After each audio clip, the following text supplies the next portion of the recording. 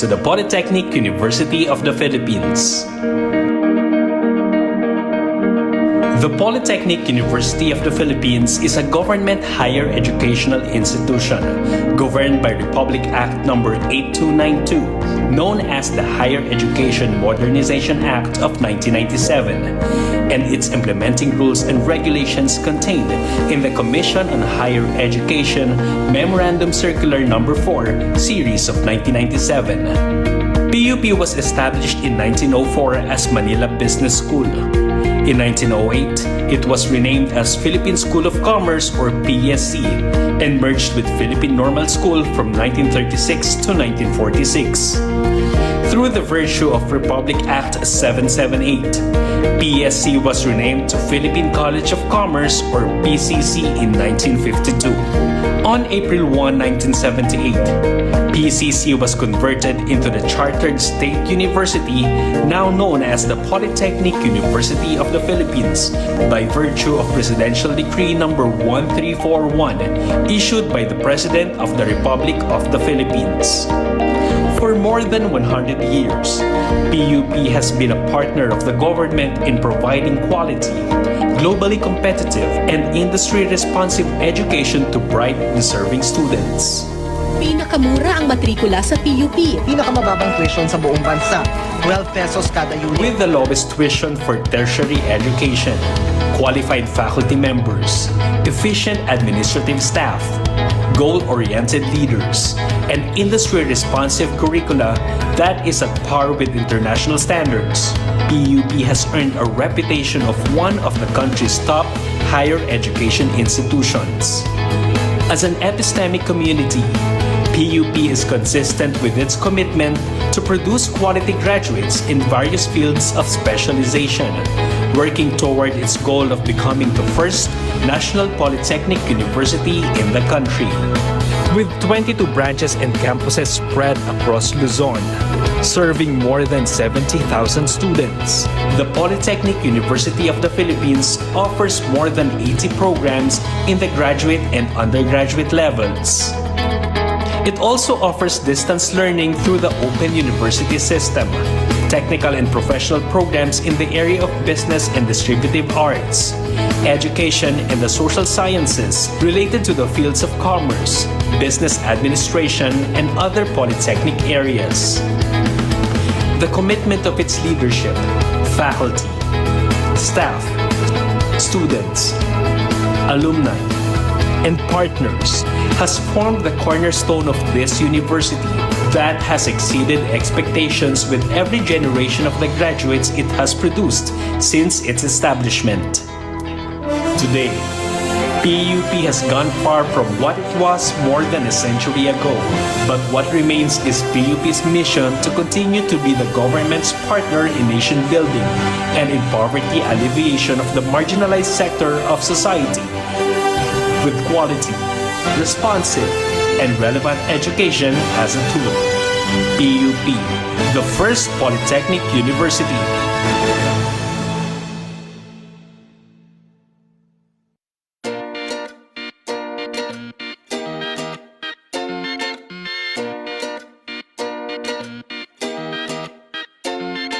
Emerson is a global technology and engineering leader. We operate in over 150 countries. We are 110,000 employees worldwide. And here in the Philippines, we have over 2,000 employees. My name is Vicky Florento. I'm from Dell Philippines. I'm handling the university relations and services hiring. Pagasa Steel supplies concrete reinforcing bars to the Philippines' booming construction industry. We have been the leading supplier of quality steel bars for the past 52 years. EGS is an Alborica company.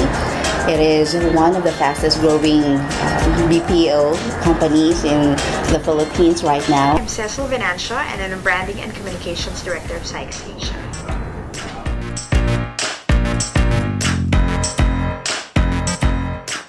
We don't decide whether you're from a top-tier university or a state university. We decide based on our assessments that includes exams and interviews. Having said that, a lot of Dell's workforce in the Philippines are from PUP. 55 to 80 hires annually, those coming from PUP alone.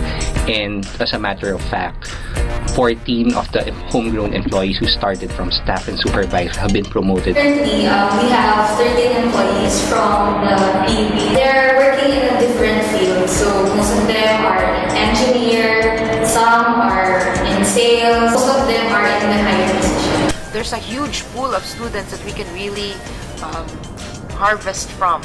And we know the reputation that they bring. So we're glad that we have a university like PUP that we can rely on for our future employees.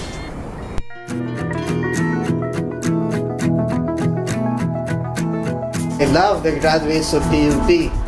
They're not only fun to work with, but you can rely on them.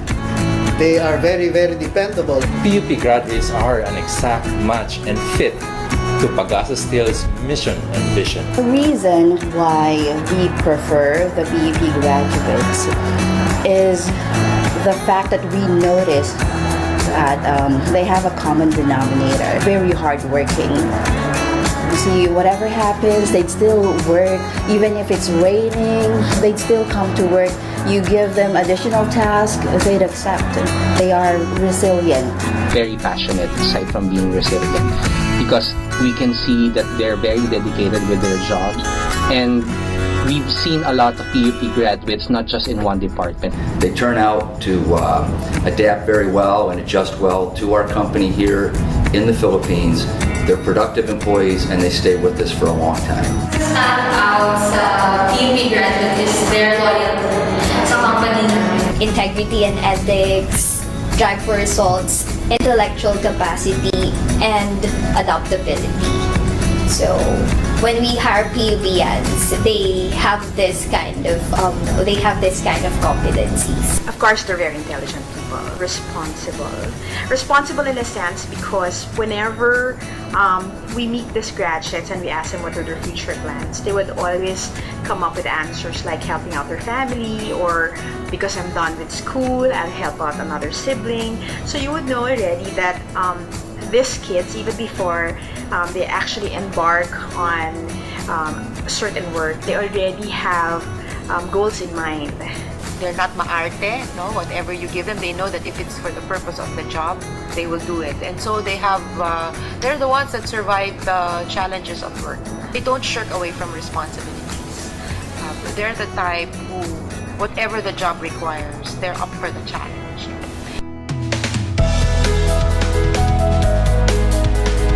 PUPians enable people everywhere to grow and thrive. PUP is one of the pillars of the nation because it is an institution that provides good graduates, people who really contribute to the success of the community or to the success of the country.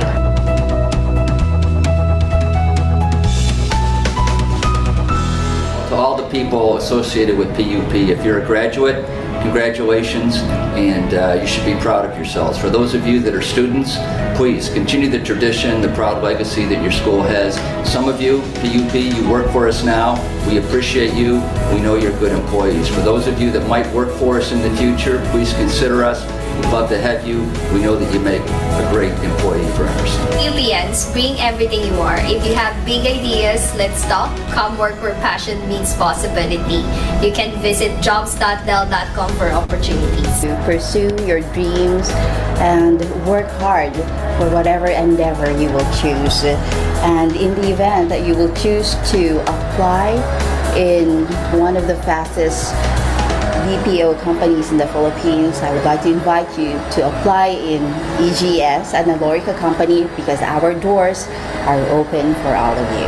To all the PUPians, let's create a sense of smile together. SMART is very happy to have PUP graduates now enjoying their career and let them live more. Hashtag Sites to PUP.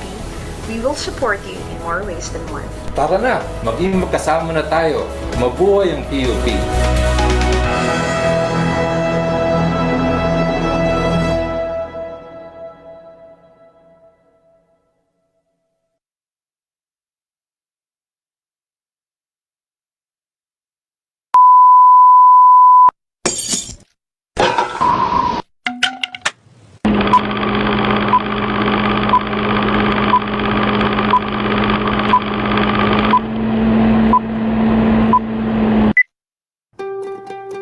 Noon pa man, malaki na ang naging bahagi ng mga kababaihan sa lipunang Pilipino.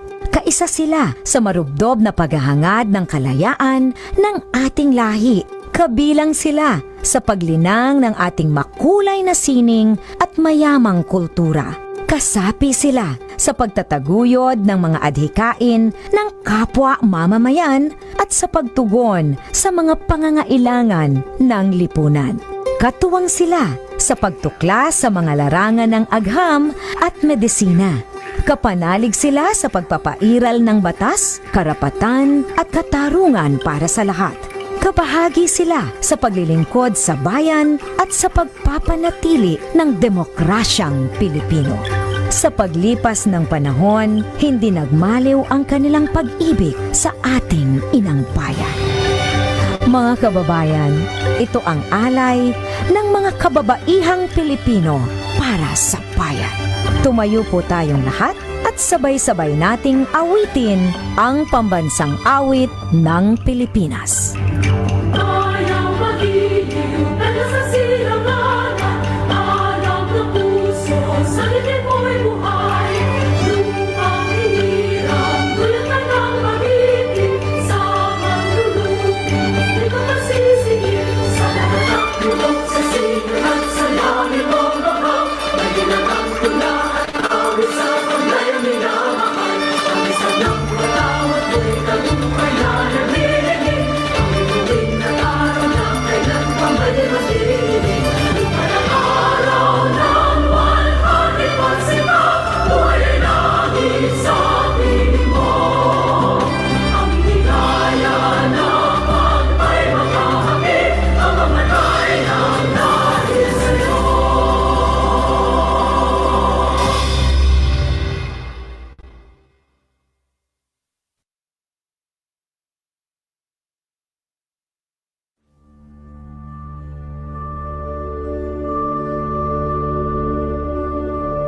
Praise God from whom all blessings flow.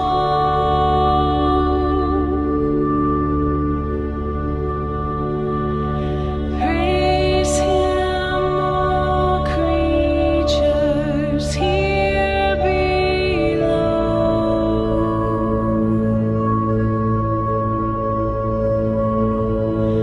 Praise Him above the heavenly host.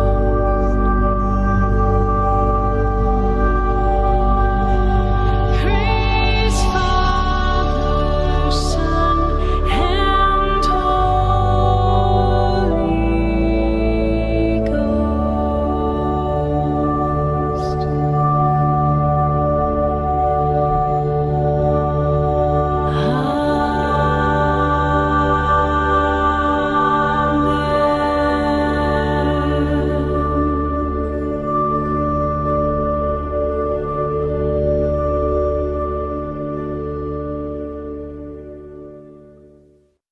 Hi, I'm Engineer Florinda H. Oquindo, Director of the Alumni Relations and Career Development Office.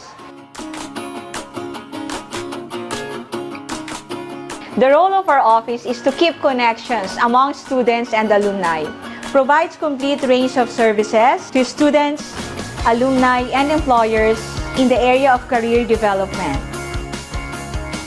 graduates and professional schools preparations, employee relations, and campus recruitment. We also provide alumni and students with the tools and resources to help find success in all professional endeavors.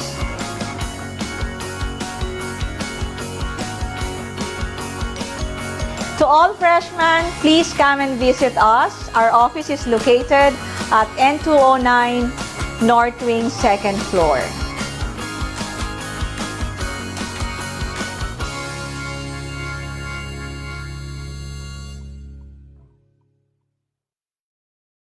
Isang magandang tanghali sa ating mga ka-squad, ka-iska. So, andito na naman puli tayo ngayon sa pangatlo. Tama ba ako, guys? Pangatlong session natin ng Comprehensive Online Labor and Labor Law and Standard Review and Core. So, nandito na tayo sa pangatlong serye, pangatlong yugto, sabi nga nila. So, the Philippines has comprehensive law or labor law and regulation that is important para maprotektahan ng ating mga worker.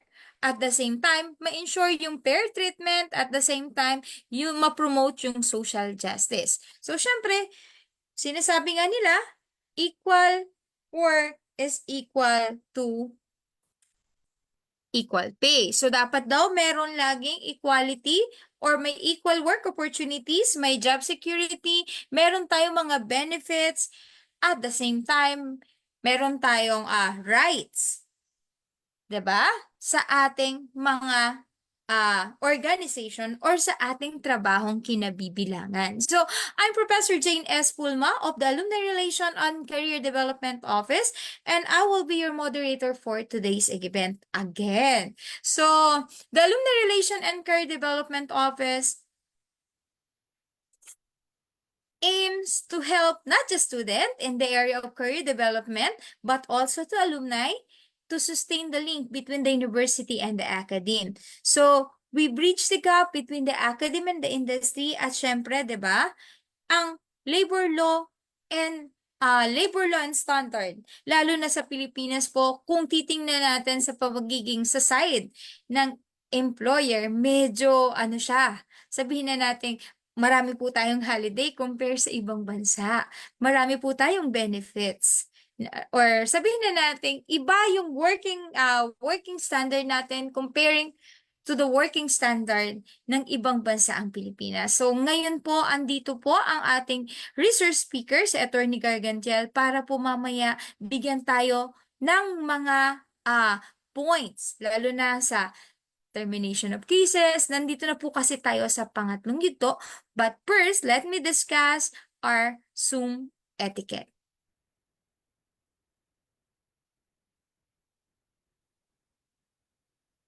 Okay. So, meron po tayong dalawang participants sa araw na to. Our Zoom participants, siyempre kayo po yon. Maraming salamat po sa pag-attend at patuloy niyong pag-attend ng pangatlong yugto ng ating comprehensive labor law and standard review and core. So, please do remember to keep your microphone always on mute while the webinar proper is ongoing. And please do remember that this webinar is currently on live stream. Pwede po kayong makipag-interact, pwede po kayong magtanong, pwede po kayong, kagaya ng ginagawa ni Attorney Chris, dun sa mga last session natin, pwede kayong mag-react, mag-hit ng emojis, pwede naman kayong mag-post ng questions nyo, ng comments nyo sa ating Zoom chat, or pwede rin naman kayong mag-raise ng hand. So, para naman sa ating stream participants, so syempre hindi ko pwedeng kalimutan ang ating stream participants. Syempre ito yung mga nasa PUP Career Center Facebook page. So maraming salamat guys sa patuloy niyong pag-attend sa pangatlong yugto ng ating online labor law and standard review. So you may use the comment section for your questions, comment. Although minsan, siguro sa dami ng question, late natin sila napupuntahan or natatanong, mas compare dun sa ating nasa Zoom participants. So, by the way, minomonitor din po natin at i-include natin yung mga questions during this webinar at sa ating Q&A portion. So, para sa lahat, pwede po kayo makareceive ng inyong digital certificate that will be available 2 to 3 weeks after the conduct of this webinar to those who attended, participated, and accomplished the evaluation link at the end of the session. So, di ba pangatlo na po ito. So, may dalawa na kayong naunang certificate, di ba? So, yun, magagamit yun. Pangatlo, pang-apat na pala, sorry naman. Okay. So, maraming salamat uli guys. So, i-introduce ko na uli ang ating speaker. Our speaker is a graduate of the University of Santo Tomas, Faculty of Civil Law in Manila. So, he was admitted at the Philippine Bar in 2004, and on the 6 years ng pagiging lawyer niya, he founded the Gargantiel Law Office, which is nung una is a small office lang hanggang ngayon ay unti-unting naging medium-sized full-service law office na ngayon ay kilala na sa pangalang Gargantiel Ilagan Atanante or GIA Law. So, Attorney Chris is a legal counsel of a leading broadsheet and publishing corporation in the country, non-governmental organization and organization from business process outsourcing, real estate development, software development industries, and he also assists them in the area of corporate, labor, tax matter, and litigation cases. So, he is a dedicated and an excellent litigator, and syempre, 'di ba, dahil dedicated and excellent siya, yung subordinate at yung mga colleague niya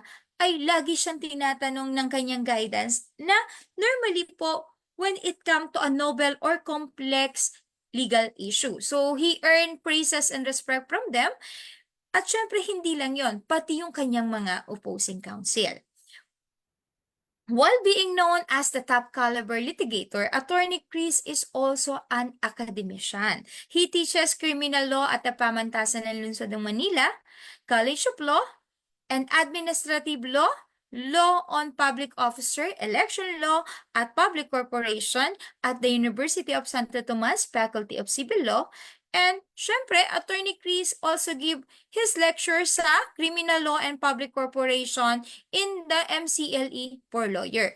For a decade, he taught obligation and contract, corporation law, labor law, constitutional law, persons and family relation, partnership, agency, sales, and negotiable instrument. Before teaching at the UST and PLM, he is also a professor in the University of Makati and the Polytechnic University of the Philippines. So, in the PUP po, he also served as one of the University Legal Council, and he also served as the member of the Board of Director of the QC chapter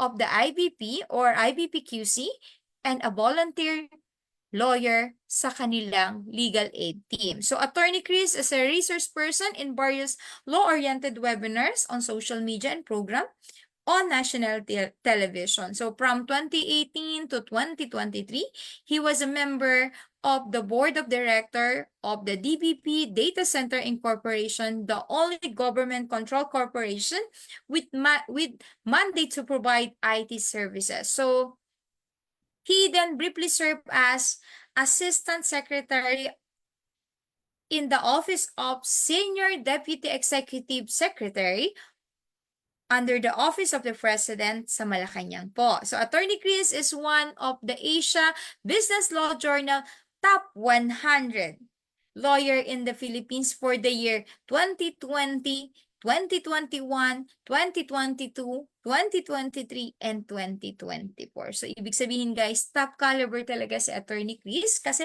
5 taon na po siya kasama sa top 100 lawyer sa buong Pilipinas. He is presently the second nominee of EDUC Action Party List, the only party list organization that advocates the educational reform with a specific and well-defined platform. So let's welcome our lecturer for today, Attorney Chris Gargantiel. Attorney Chris, good afternoon po. Good afternoon, Professor Pulma. Good afternoon again, guys. It's my pleasure to be back here again for the third time. We're halfway in this five session lecture. So let me just share my screen.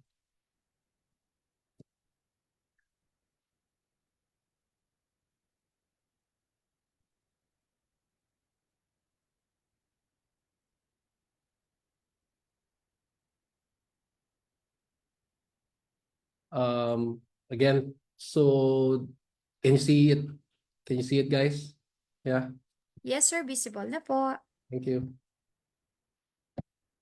And then if you can afford to turn on your video, if it will not compromise your connectivity, then you're welcome to turn on your video. Sayang, hindi makikita yung magaganda yung itsura. No? So, pakita naman na, ayan, may nakahiga. May nakahiga. Kumuhay pa. Okay lang yan. Wala. Go lang, kahit na nakahiga. Kahit nakahiga. Yan. So if your connectivity allows you to turn on your video, you're welcome to turn on your video so that I can see you. So I suppose you can relate, no? No, it's difficult to be talking to yourself. You always appreciate, or it encourages you to speak, to discuss if you can see the person whom you're talking to, right? So it's always a two-way conversation, so to speak. Although much of the talking will be done by yours truly for the next 2.5 hours or 3 hours. Yeah. So we are here on our third part. It's about employment termination, quantum and burden of proof, jurisdiction in illegal dismissal cases. So it's employment termination. We talk about that. Then quantum, yun yung quantity, no, quantity ang pinag-uusapan dyan. Quantity at saka sino yung merong obligasyon na magpatunay kapag may mga illegal dismissal cases. At saka saang opisina o saang tanggapan dapat idulog yung mga kaso ng illegal dismissal. So yan yung pag-uusapan natin today, November 25, brought to you by PUP Alumni Relations and Career Development Office. So before we had the following topics: labor and social legislation, November 11, first time you met me. Second time, last week, we had the existence of employer-employee relationship, classification of workers. So we're here now. It's halfway, kalagitnaan. Just causes for termination, or basically, ito na nga, employment termination. We'll be talking about that. Before we proceed, however, I noticed in the previous sessions we had, kulang, bitin palagi yung ang tawag mo rito, ang oras sa pagtatanong. Hindi ko na accommodate lahat ng questions. Meron ako naisip, tanong natin kay Ma'am Pulma. Ma'am Pulma, are you still there? Yes po. Inisip Yes, ko sir. next week, kung baka kayang pagsamahin itong dalawa. Tapos yung December 9, yung December 9, yun yung lahat ng mga tanong na hindi ko nasagot, ibato nyo lahat sa December 9. What do you think? Pwede naman, sir. Kaya lang magiging online consultation siya sa'yo. Yun nga eh. Oo nga eh. Or I'll try to shorten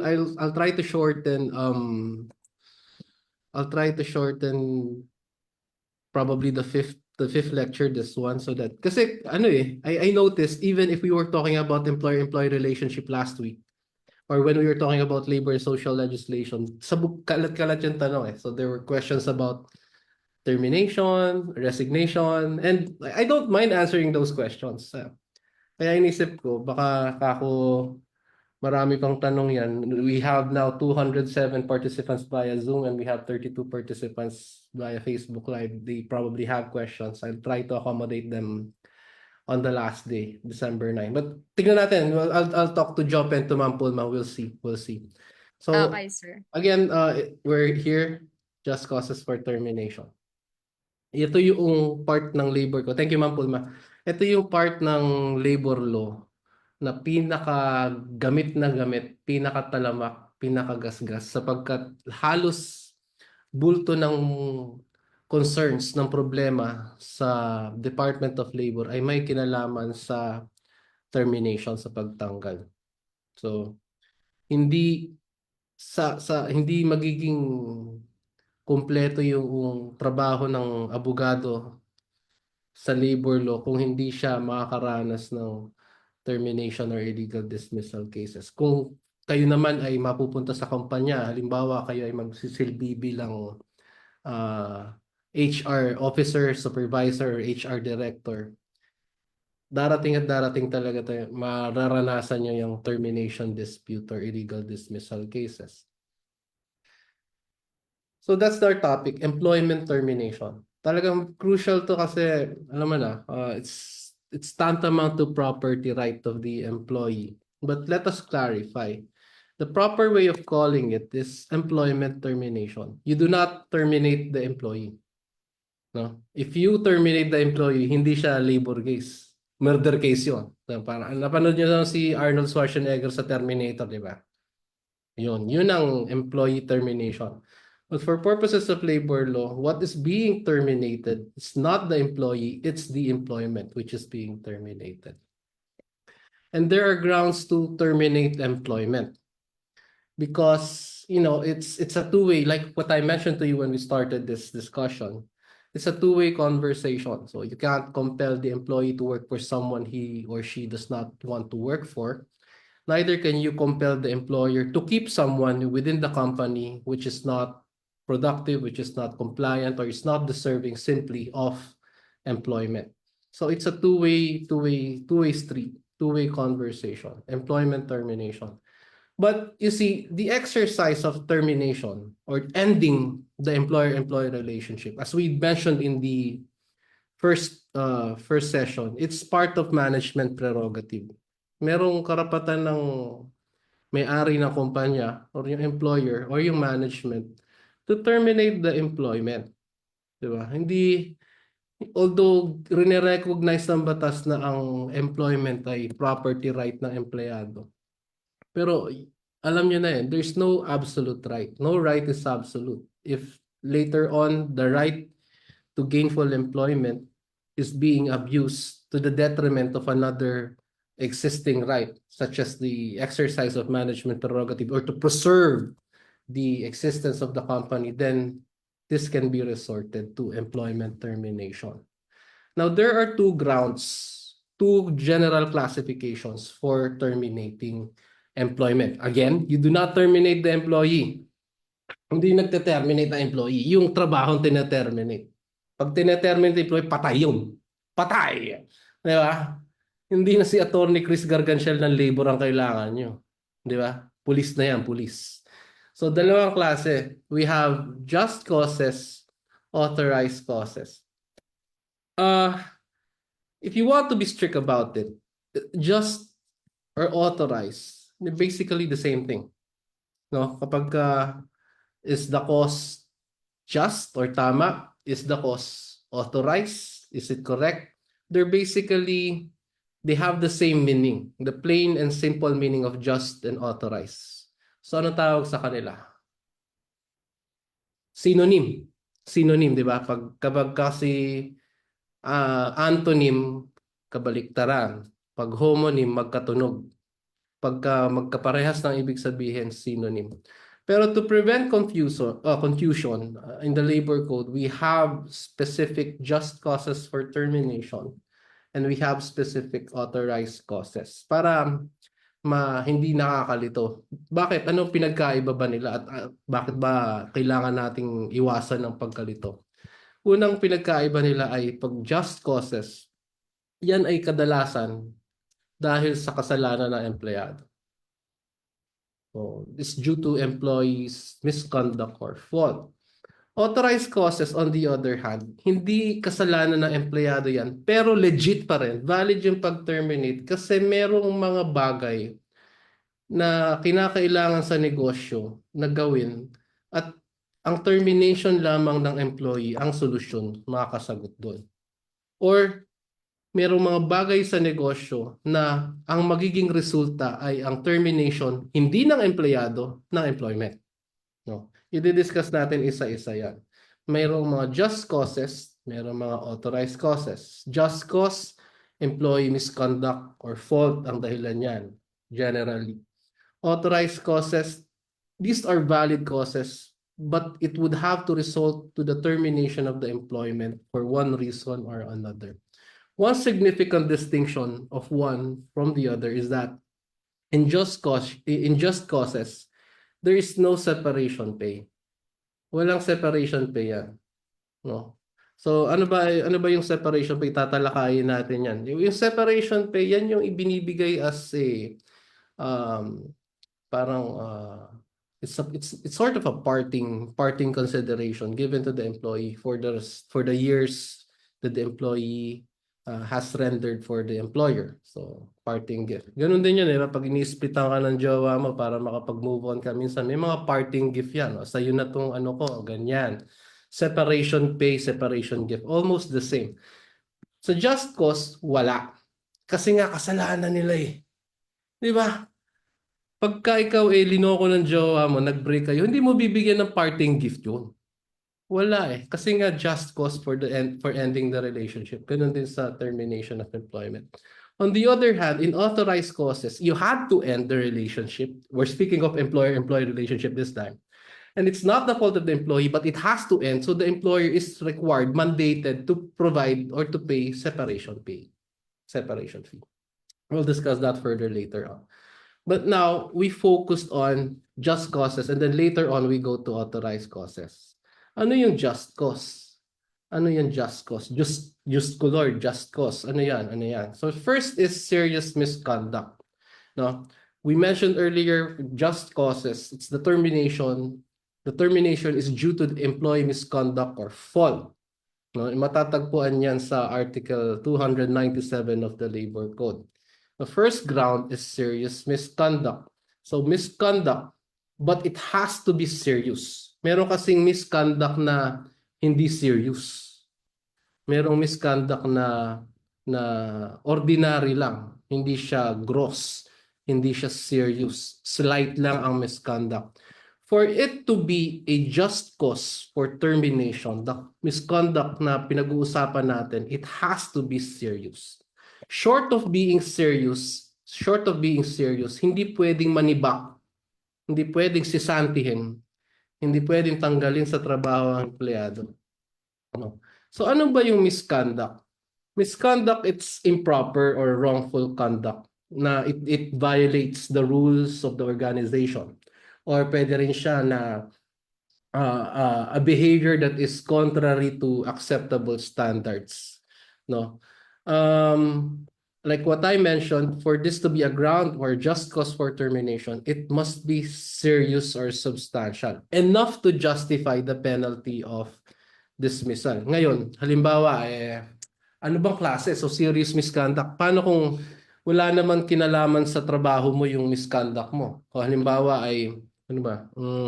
Base sa mga edad ninyo, so you might be familiar with it. For example, nagtatrash talk ka sa Mobile Legends. Ayan. Mahilig ka maglaro ng Mobile Legends. Lahat na ng mga mura sinabi mo na to, nangaaway ka. Pero hindi kasama sa trabaho mo yon, no? Hindi kasama sa trabaho mo yon. Paano kaya yon? Minura mo yung di ba? Binura mo yung boss mo sa Mobile Legends. Hindi mo alam na boss mo yun. Hindi mo alam na boss mo yun. At di rin niya alam na boss na siya ang empleyado niya. Ikaw ang empleyado niya. So paano yun? Tatanggalin ka na dahil natalo mo na siya tapos tinrash talk mo pa. No. For serious misconduct to be a ground for just cause, apart from it being serious, it must be also relevant to the duty of the employee. So dapat yan ay mayroong kinalaman sa trabaho. It must be serious. It must be substantial enough to justify the penalty of dismissal.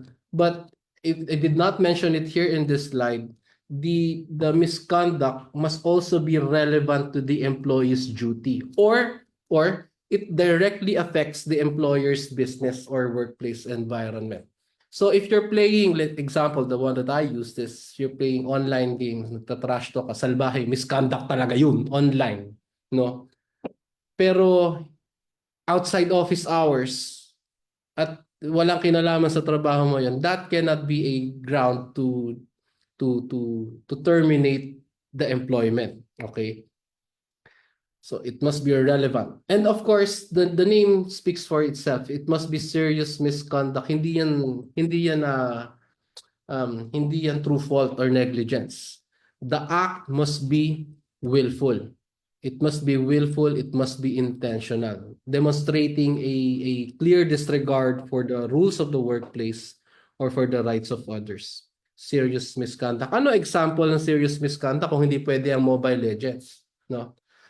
Physical assault, pwede rin na you commit sexual harassment, pwede rin na it's theft, pwede rin na misappropriation of company funds. These are cases or examples of serious misconduct.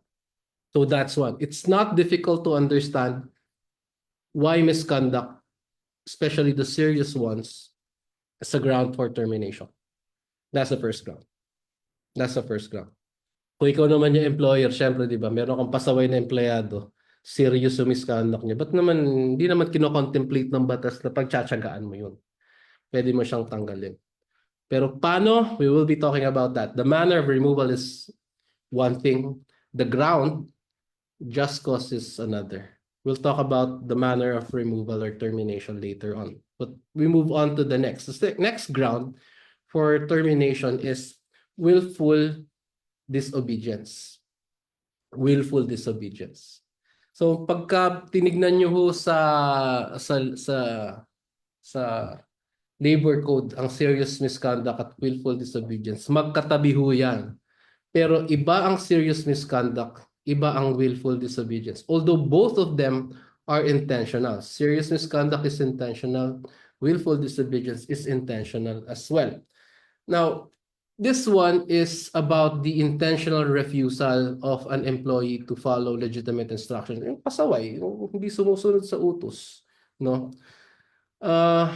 Pero the disobedience must not only be intentional but also defiant and show a clear disregard of the authority of the employer. So for example, if the employee is required to report for work at exactly 8 in the morning, the employee fails to show up at 8, na late siya for a couple of minutes, there may be some form of transgression of well-established company rules doon sa lagay na yon, ano?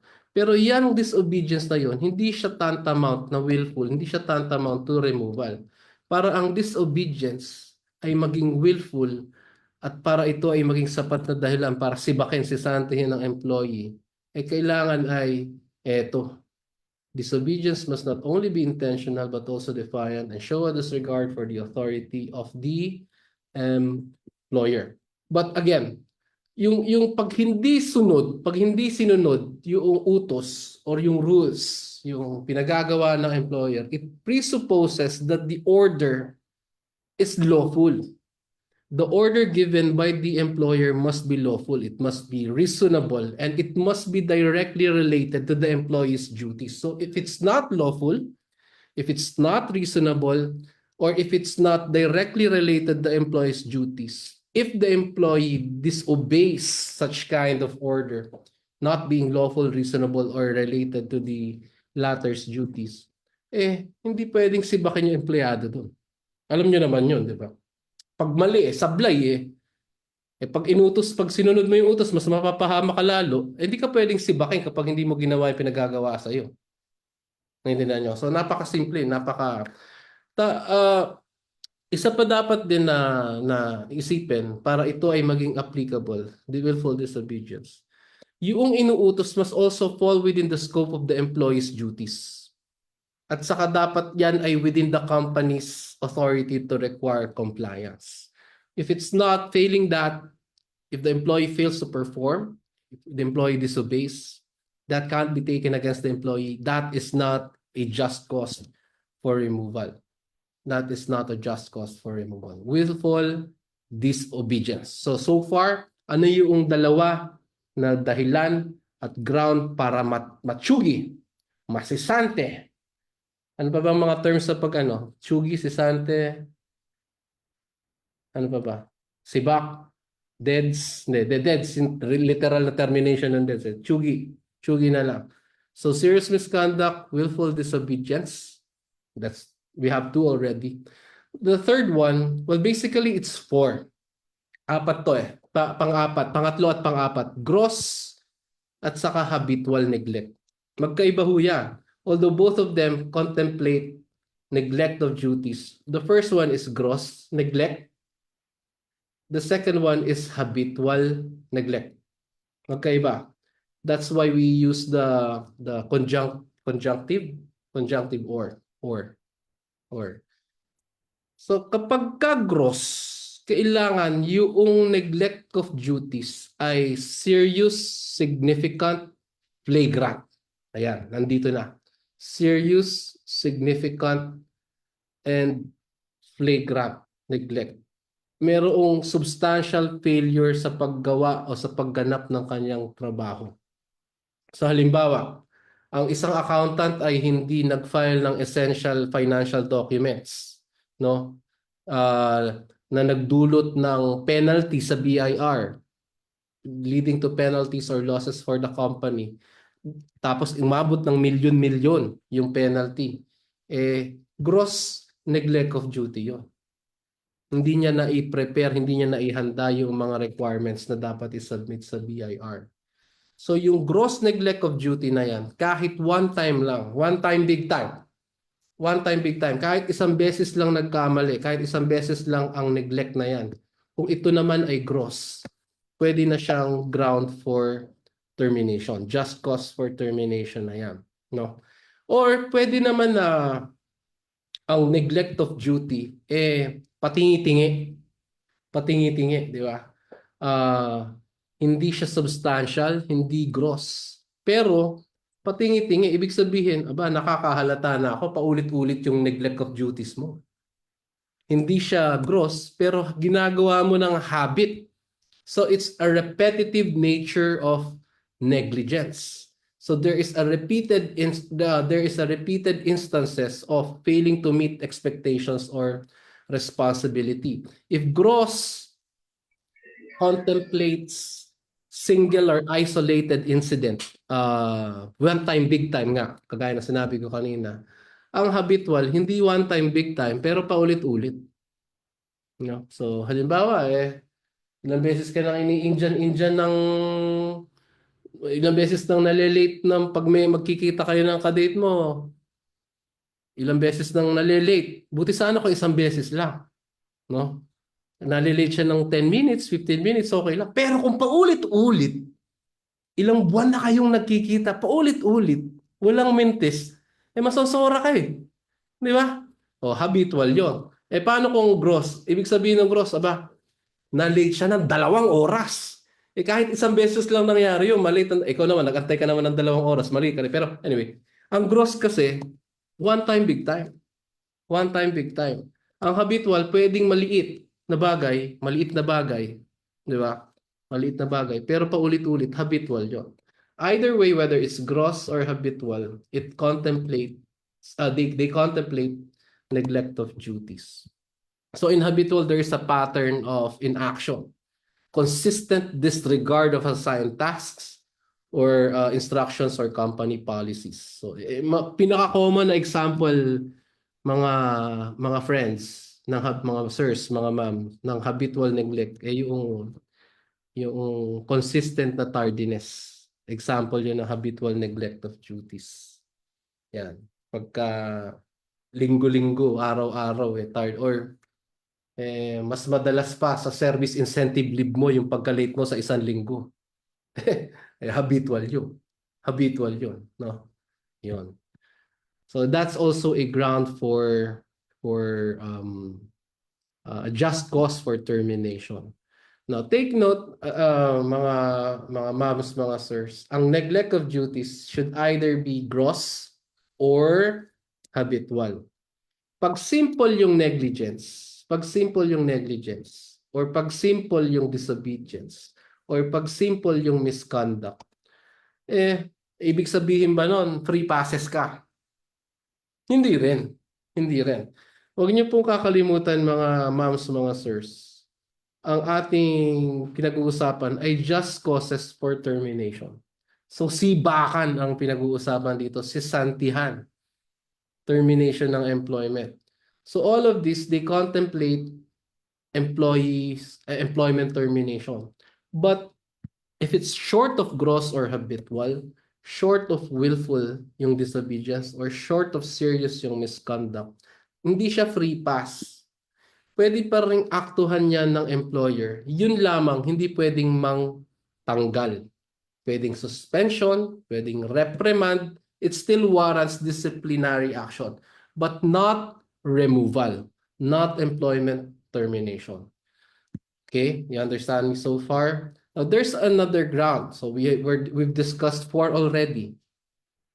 We probably took up we took up 3 slides, but it's 4 grounds. Gross, habitual, 2 na yan, and then serious misconduct, 3, willful disobedience, 4.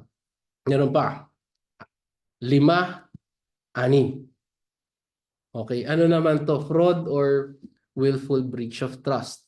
Ito yung mga It's a just cause kasi yung fraud dito na pinag-uusapan natin ay hindi yung fraud sa estafa or sa criminal law na tinatawag na felony, no? Ang fraud na pinag-uusapan natin as a just cause for termination, this one involves deceit, dishonesty, false representation by an employee that would cause harm to the employer. So for fraud to be panlilin lang, deception, for this to be a ground for termination, the fraud must be deliberate and dishonest with the intention to deceive or to harm the employer. And because of that fraud, the employer could suffer or is suffering already losses or damages. So, ano example ng fraud? Pwedeng misrepresentation sa expenses, falsifying records, unauthorized transactions, fraud yan. No? Fraud yan. Kung dinedeny mo na crush mo yung kasamahan mo sa kumpanya ninyo, hindi yan yung fraud para masibak ka. No? Hindi yan. Kailangan yung fraud o yung misrepresentation mo may kinalaman sa trabaho mo at dahil doon, pwedeng mag-suffer ng pagkalugi or ng damages yung kumpanya mo. No? So okay lang, wag mo aminin yung crush mo kung talagang gusto mo itago. Okay lang yan. To the grave pa kung gusto mo. Walang problema, karapatan mo yung itago. Hindi yan fraud. Meron pang isa, yung willful breach of trust naman. Pagka willful breach of trust, ang kadalasan involved sa ganitong klaseng ground for termination or just cause for termination ay yung mga empleyado na nag-handle ng finance, ng confidential information or sensitive transactions. Kagaya ng managers, kahera, accountants, or other positions of trust. So you will see, or you may have the opportunity to go over various Supreme Court decisions, and you will notice the common denominator when this ground comes up is that the employee involved is either a manager, a cashier, accountant, or someone who is holding a position of trust. Bakit? Usually kasi pag managerial or finance or confidential, sila talaga ang binibigyan. They are being reposed by the employer with trust. So if that trust is breached, it's a ground for termination. It's a ground for termination. But again, please do not disregard this one. It should be willful. The breach of trust is a ground for termination if it was committed willfully. Willful breach of trust. So, kailan pwedeng magsibak based on willful breach of trust? The employee holds a position of trust and confidence. Yun na nga, manager, etc. Dapat willful. Deliberate yan. Deliberate. No? Hindi yung hindi mo sinasadya biglang nagkaroon ng semblance of breach of trust. Kailangan talaga merong intent to harm or to disregard the employer's interest. And second, because of that breach of trust, there is a substantial adverse effect sa employer's business or operations. No? So halimbawa, binuking mo yung employer mo, favorite color niya ay violet, yung pala fuchsia. No? Sinabi mo, ang favorite color ni Madam ay violet. No, it's fuchsia. 'Di ba? Fuchsia. Sorry. Hindi yung breach of trust. Hindi yung breach of trust. Bakit? It must be substantial and it must affect the employer's business or operations. Okay. Examples of breach of trust. Yun din. Hindi nagkakalayo ang fraud. Pwedeng sharing confidential information with competitors, yung mga trade secrets ng kumpanya, binubuking mo. Halimbawa, yung timpla ng Chicken Joy, alam mo. Yung timpla ng Chicken Joy na napakasarap, alam mo. Tapos sinabi mo sa kompetensya niya. Binanggit mo kay Manang Inasal. Patay na. Patay na. Although same company. Yun yung mga example ng breach of trust. No? So, yun, for example, hindi siya managerial, pero you take note, it's a position of trust kasi pinagkatiwala sa kanya yung secret recipe. No? So, okay. Basta pagdating ng fraud, lahat ng may kinalaman sa pangloloko or deception, pasok dyan. Pero pag willful breach of trust, mas maselan to kasi para ito ay maganap, para ito ay maging ground, unang-una, merong trust reposed upon the employee. Maaring walang trust reposed upon the employee, pero merong pa rin katarantaduhang ginawa, babagsak sa fraud siguro. Babagsak yan sa fraud. Okay? So, yun na. Nakaka-anim na tayo. Ang dami palang ground para magtsugi, mansibak ng empleyado. At sinabi ko kanina na yung fraud dito, it's different from the fraud penalized under the revised penal code. But that does not mean committing a crime is not a ground for termination. Bakit? Commission of a crime or an offense is also a just cause for termination of employment. No? So yung crime dapat serious. Serious yan. At ito, unlike, you remember, itong kaninang binanggit natin na serious misconduct, ito dapat ay may kinalaman sa trabaho, no? Pero ang commission of a crime or an offense, it does not necessarily have to be within the workplace or connected with the duty and responsibility of the employee involved, no? It can also be a ground for termination if the crime or the offense is committed against the employer, the employer's family, or the representatives. So, pwedeng walang kinalaman sa trabaho, pero yung crime ay committed against the employer, their family, or representatives. Or it may impact the business operations of the employer. Just the same. It's still a ground for termination. Or it can cause harm to the reputation of the company. What do you mean it can cause harm? You commit libel. You commit slander, you tarnish the reputation, you besmirch the reputation. That's punishable under the revised penal code. It's a crime. So if it impacts the employer's business operation or causes harm to the reputation of the company, it's also a ground for termination. So maaring maiwas ng abogado or ng respondent or ng employee concerned from the grounds of serious misconduct, willful disobedience, fraud, or breach of trust. Maaaring nailagan niya yan. Pero kung pasok pa rin siya sa commission of a crime or offense, yari pa rin siya dyan. Tsugi pa rin yan. Sibak pa rin yan. Okay?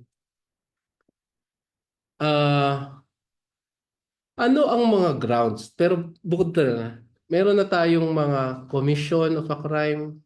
Ibig sabihin ba niyan, itong mga nabanggit na to, exclusive. So kung hindi pa pasok tong ginawa ng empleyado na kasalanan niya sa mga nabanggit, ay wala na. Hindi na siya pwedeng i-terminate. Meron pa rin tayong tinatawag na mga analogous cases. So it may not fall squarely with the previously mentioned just cause or just causes for termination. But if it is analogous, then it may be a ground for termination as well. So analogous is hindi siya 100% eksakto na pasok dito sa mga nabanggit natin na ground para mantsugi, manibak, no? Pero hawig siya. Hawig siya. Analogous. Ang analogous, ginagamit natin yan sa sitwasyon. Huwag mong gagamitin yan pag binobola mo yung boyfriend mo. Alam mo, Han, ang itsura mo, analogous. Analogous ka kay ano? Hindi. Para sa sitwasyon huyang analogous. Hindi huyan sa itsura. No? So, analogous cases.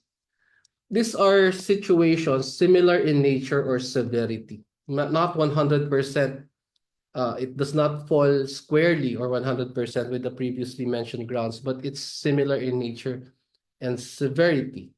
So we have a lot of analogous cases apart from what I mentioned already. Comparable severity, Willful gross negligence, direct impact on employer, ang mga kinakailangan din yan. Severe, willful, gross, may kinalaman sa employment. May kinalaman sa negosyo ng employer. Ano examples? Yung merong naging decision ng Supreme Court nung bandang pandemic, kung di ako nagkakamali. Alam nyo ba, ang repeated display of rude, disrespectful, or discourteous behavior towards supervisors, clients, or colleagues, it can be a ground for dismissal. Lalo na if it disrupts work relationships or it harms the employer's reputation. Ano ba example? Halimbawa, kahera ng bangko, namamahiya o nangaaway ng customer. Di ba? Titignan mo, wala namang crime doon. Titignan mo, wala naman siyang fraud. Hindi naman siya nagbi-breach of trust. Hindi naman siya pabaya sa trabaho. At hindi naman willful disobedience yun. Wala naman, di ba? Wala ring serious misconduct. Pero, ibig sabihin ba nun, tiis-tiis na lang ang employer na nangaaway, na rude, na disrespectful, or discourteous yung behavior ng kanyang mga empleyado? Aba, syempre, hindi. O saan babagsak yun kung hindi kasama dun sa mga nauna nating grounds na nabanggit? Analogous cases. Analogous cases. O kaya, hindi naman siya nang gugulo sa trabaho. Gumagawa naman siya ng trabaho niya. Pero mapapansin mo, paulit-ulit siyang hindi sumasama sa mga ibang aktibidades ng kumpanya. Repeated non-cooperation. So, refusing reasonable requests, exhibiting a poor attitude towards teamwork, cooperation, that can also be an analogous case or analogous cause, just cause for termination. Inefficiency or poor performance. It might not fall squarely with habitual neglect, or the neglect might not be gross, but since there is poor performance involved or inefficiency, that can be an analogous cause. No? Repeated absence. Repeated absence. Ang dalas umabsent. Sa 10 araw ng trabaho, 11 yung absent niya. Paano yun? Di ba? Kung hindi siya papasok sa habitual neglect, analogous cause. Ano pa? Pwede rin na walang trust reposed sa kanya. Hindi siya managerial. Pero nagkaroon siya ng conflict of interest. Hindi siya managerial pero may conflict of interest siya. Saan papasok yun? Analogous causes. Alam niyo yung conflict of interest, di ba? Yung kanyang interest, yung kanyang ginagawa ay taliwas sa kapakanan ng kumpanya. No? Maaring hindi siya managerial, pwedeng rank and file, pero yung timpla ng Chicken Joy, ginamit niya, nagtinda siya ng manok sa harap ng bahay nila, ginagamit niya yung timpla. Conflict of interest yun. Nagtitinda siya ng leeg ng manok, deep fried, yun ang flavor, Chicken Joy. Conflict of interest. Okay? Analogous causes. Now, ang mga itong nabanggit natin, mga moms, mga serfs, may mga requirements yan. Hindi porke nandoon na yung ground, mabilis pa sa alas 4, sisisantihin yung empleyado. Hindi pwedeng basta-basta, hindi pwedeng just. Just cause nga siya, pero hindi pwedeng just, hindi pwedeng basta-basta. Kailangan, first and foremost, merong ground. No? Merong ground. Kailangan existing yung ground, hindi invento. At meron dapat twin notice. Ano yung twin notice? Due process. Bakit twin notice? Ano yung twin notice? Pag sinabi mong twin, dalawa. Dalawa yan. Ano yung una? Yung first notice is ipadadala sa empleyado. May notice siya na, meron kang infraction. Meron kang ginawa. Meron kang kasalanan. Ito yung ginawa mo. Yung ginawa mo na yan ay just cause for termination. At dahil meron kang just cause for termination na ginawa, binibigyan ka ng X number of days para ipagtanggol yung sarili mo, para magpaliwanag. So notice to explain yon. Yun yung tinatawag natin na NTE. Oops, gumalaw. E. O, basta yan. Mahirap pag-drawing. NTE. Notice to explain. Yun yung unang notice. Yun yung unang notice. Okay? So kadalasan, yung opportunity sa yung due process na yan, yung opportunity para magpaliwanag, ang ibinibigay sa empleyado ay 72 hours. No? 72 hours ilang araw ba yun? 72 divided by 24. Oh, may nag-iisip. Sige nga, Lolita R. Barnueyo. Oh, nag-iisip siya. O kaya si Jen Dioquino. Kita-kita. Ano, ilang 24 hours ang meron sa 72? Tatlong araw. 72 hours. Pwedeng 5, okay lang. Pero ang nasa practice, minimum 3 days. 3 days. So, bibigyan ng opportunity. Take note, it's an opportunity to be heard. Pag sinabi kasing procedural due process, it's the opportunity to be heard. The employer, management, gives the employee the opportunity to ventilate or to defend his or her side. It's an opportunity. And you give that opportunity by serving the first notice to explain. Now, it's up to the employee, nasa sa kanya na yan, kung susunggaban niya yung opportunity binigay sa kanya, kung siya ay magpapaliwanag. Basta, kung siya magpapaliwanag, pwedeng may assistance ng counsel, may assistance ni Attorney Chris, or wala. Na-call niya yan. Basta within the X number of hours na ibinigay sa kanya. Okay? Pag natapos yung panahon, yung oras na siya ay binibigyan ng pagkakataon magpaliwanag at siya ay hindi nagpaliwanag, hindi siya nag-submit ng explanation, okay lang yon. Kung meron, mas maganda. Kung wala, okay lang. Pero ang management magde-decide ngayon kung meron talagang just cause, with or without the explanation given by the employee. At pagka after mag-deliberate yung management and they have determined that the employee indeed committed a just cause for termination, then they should also notify the employee the second time, this time about the decision. That's why twin notice. Una, notice is explaining. Opportunity to explain. Hindi niya ma-explain yung sarili niya kung hindi mo siya sinabihan na meron siyang atraso.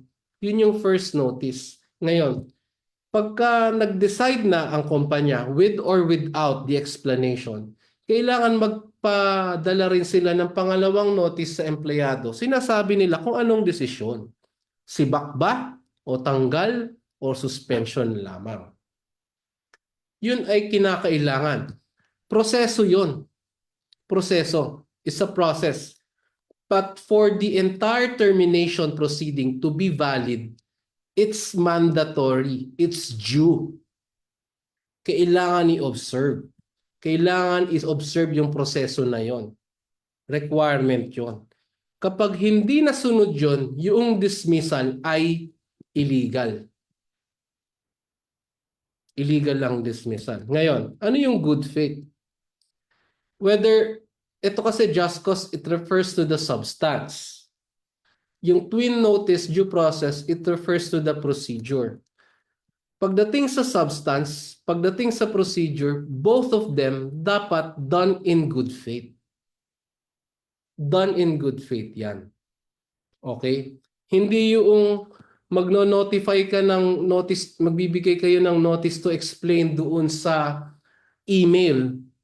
Pero yung email inutos sa IT na i-hold or i-lock. Bali wala. O kaya ay magpapadala kayo ng notice sa dating tinitirhan ng empleyado para siya ay mag-explain. Wala, alam naman ng HR ninyo na hindi na siya nakatira doon. So in that instance, in that case, yung notice, hindi siya good faith. Bad faith yun. Ang kinakailangan in good faith. Just cause. Okay? Para masabi natin in good faith, kailangan talaga existing, hindi imbento.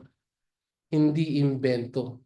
Hindi dahil lang sa nababanas yung employer sa pagmumukha ng empleyado, hahanapan niya ng butas para matanggal. That's not good faith.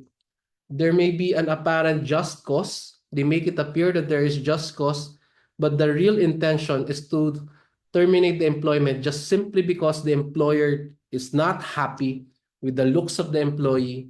That is also an absence of good faith.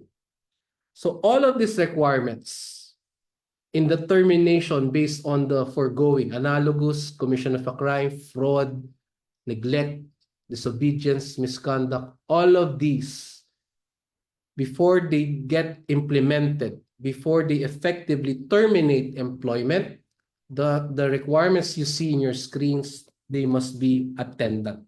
No ifs, no buts. Particularly ito. Kaya minsan napapanood nyo sa mga palabas, mga TV, sa mga foreign shows, sinasabi nila, "You're fired!" Di ba? Ang galing, di ba? Ganon. Automatic. Hindi ho ganon sa totoong buhay. Pag ginawa mo sa Pilipinas yan, illegal dismissal yan, iyak yung kumpanya sa back wages at separation pay. Wala hong ganon sa Pilipinas na you're fired. Walang ganon. You're fired. O, di ba? Ganun. Gigil na gigil pa. Wala hong ganon. Twin notice yan. Twin notice. Okay. So those are the requirements. Again, for just cause. Just causes. Hindi lang naman just causes ang mode of terminating employment. Marami pa. Meron pa tayong tinatawag na authorized causes. O, di ba? Ito sabi, attorney, di ba authorized or just or proper or valid causes? Parehas lang, same banana. True. Synonym. Synonym. Synonymous ang authorized dun sa proper or just or appropriate. Pero they use this nomenclature or this name to prevent confusion, to have one set of causes for termination distinct from the previous batch that I mentioned to you. Bakit? Ano dito sa authorized causes? Sa authorized causes, ang reason for the termination is not because the employee was at fault, but because of the needs or the circumstances of the business. No? Walang kasalanan si employee, pero kinakailangan talagang magtanggal, hindi maiiwasan. So dahil sa yung pagtanggal ay hindi dahil sa dahil ang pagtanggal ay because of the needs or circumstances of the business rather than the fault of the employee, separation pay is usually paid. Separation pay is usually paid. Unlike in just causes, walang separation pay. Di ba? Kaya nga sabi ko, may atraso na sa yung jowa mo, kaya mo binebreakan, regaluhan mo pa ba yun? Siyempre hindi. Siyempre hindi. Di ba? Ganon din sa authorized cause. Walang kasalanan, kaya may separation pay. So first authorized cause is redundancy. Redundancy. No? Ano ibig sabihin ng redundant? Paulit-ulit, nadodoble, naduduplicate needlessly. Walang problemang nadodoble. Walang problema na uulit. Nagkakaroon lang ng problema yung pagdoble pag nag-uulit, pag hindi kailangan. Nasasayang ang gastos. Nasasayang ang resources. So redundant yon. So anong gagawin? Pag ang employment, yung posisyon, yung trabaho ay redundant, naiintindihan ng batas, hindi dapat hayaang pagkagastusan ng employer yan. Kailangan din bigyan ng pagkakataon yung employer na magtipid, lalo na kung yung mga posisyon ay redundant or hindi kinakailangan. So kailan nagkakaroon ng redundancy? Kapag merong surplus. Bakit naman magkakaroon ng surplus? Maraming dahilan for the surplus. Pwedeng restructuring, pwedeng reorganization, or pwedeng changes in the business operations. bigyan ko kayo ng example ng redundancy and it may be applicable also to the other authorized causes. Halimbawa, restructuring, reorganization. Yung kayo ay napapadaan dati sa Skyway or sa NLEX or sa SLEX, di ba? Dati, yung mga toll gates niyan, may mga kahera yan. O, ilan ang kahera? Depende kung sa Balintawak, mga siguro 15, 10 yan. Isipin nyo, lahat ng exit merong kahera, may kahero. Anong nangyari a few years ago? In-implement nila RFID. O, ano yon? Pagdadaan, bubukas yung barrier automatic. Hindi mo na kailangan ng kahera. Ano? So, anong gagawin mo ngayon? Tatanggalin mo ba lahat? Hindi rin. Kasi may iiwan ka dahil minsan, di ba? Minsan hindi nababasa RFID, hindi tumataas ang barrier. So, darating yung staff doon, iaangat yung barrier, may pipindutin para umangat yung barrier or i-scan yung QR code ng RFID account. Pero, hindi mo ma-expect na yung kumpanya, bawat barrier, lalagyan niya ng kaherang mag-aabang na may i-scan. Gets nyo? Anong tawag ngayon doon? Syempre redundant. Magbabawas siya.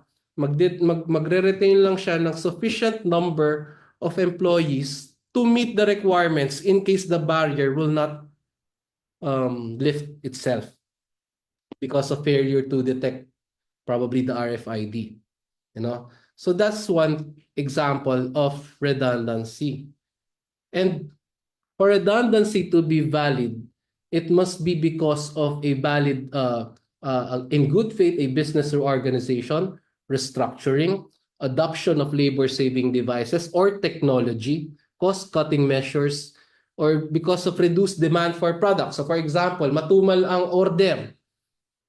Matumal ang order ngayon. Ano ba ngayon? Halimbawa, taglamig. Malamig na ba sa inyo? So taglamig, medyo matumal ang order ng electric fan o ng aircon. Dati nagpo-produce siya ng 1,000 aircon sa 1 linggo. O ngayon, ang order na lang 10, 100. Paano kung ang empleyado mong gumagawa sa 1,000 aircon ay 1,000 rin? Ano nga naman papasweldo mo lahat yun? Di ba? So, pagka kinakailangan magbawas, pinapayagan ng batas ang employer because of redundancy.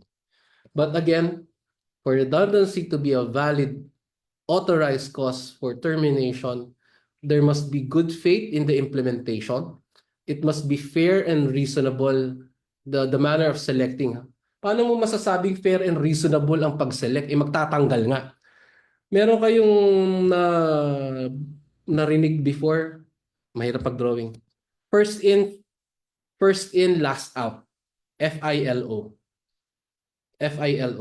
So minsan kapag kinakailangan magtanggalan because of redundancy or any other authorized cause, meron silang ini-implement na yung unang tinatanggal as redundant or retrench, usually yung mga bago. Hindi nila tinatanggal yung nag-attain ng seniority dun sa kumpanya. First in, last out. No? Pero that's not always the standard in retrenchment or redundancy. Baka kasi yung mga first in, ibang department o ibang division ng kumpanya at dapat ay sa kanila manggaling yung tanggalan dahil nasa division nila yung redundant. Maraming factors to be considered. Pero isang example, yung fair and reasonable selection in determining who will be removed based on redundancy is first in, last out. Other criteria may also be efficiency, performance-based metrics. Walang problema for as long as it's applied fairly. So 2 requirements we mentioned so far. Good faith, fair and reasonable selection, and pinaka-importante, separation pay. May nagre-raise na ng hand. Mamaya po, mamaya. Ayun, nawala yung kamay. Separation pay. So ano ang separation pay pag redundancy? Isang buwan sahod for every year of service. Yun ang separation pay. 1 month salary for every year of service. Paano kung in-apply ang first in last out wala pa isang taon, attorney? Dahil first in last out yung ginamit na selection sa pagtanggal ng redundant employee. Under the labor code, kung ang kanyang paglingkod sa kumpanya ay hindi umabot ng isang taon pero a fraction of 6 months or higit pa, it's considered already as 1 year. So 1 month pay na yan. Ano ibig sabihin nun? Pag less than 6 months, hindi 1 month pay. Hindi 1 month pay. Pwede sigurong i-reduce pro rata ng employer. Pero ang rule of thumb is that in case of redundancy, separation pay is 1 month's pay for every year of service. A fraction of 6 months or more is considered as 1 year. So 3 requirements so far.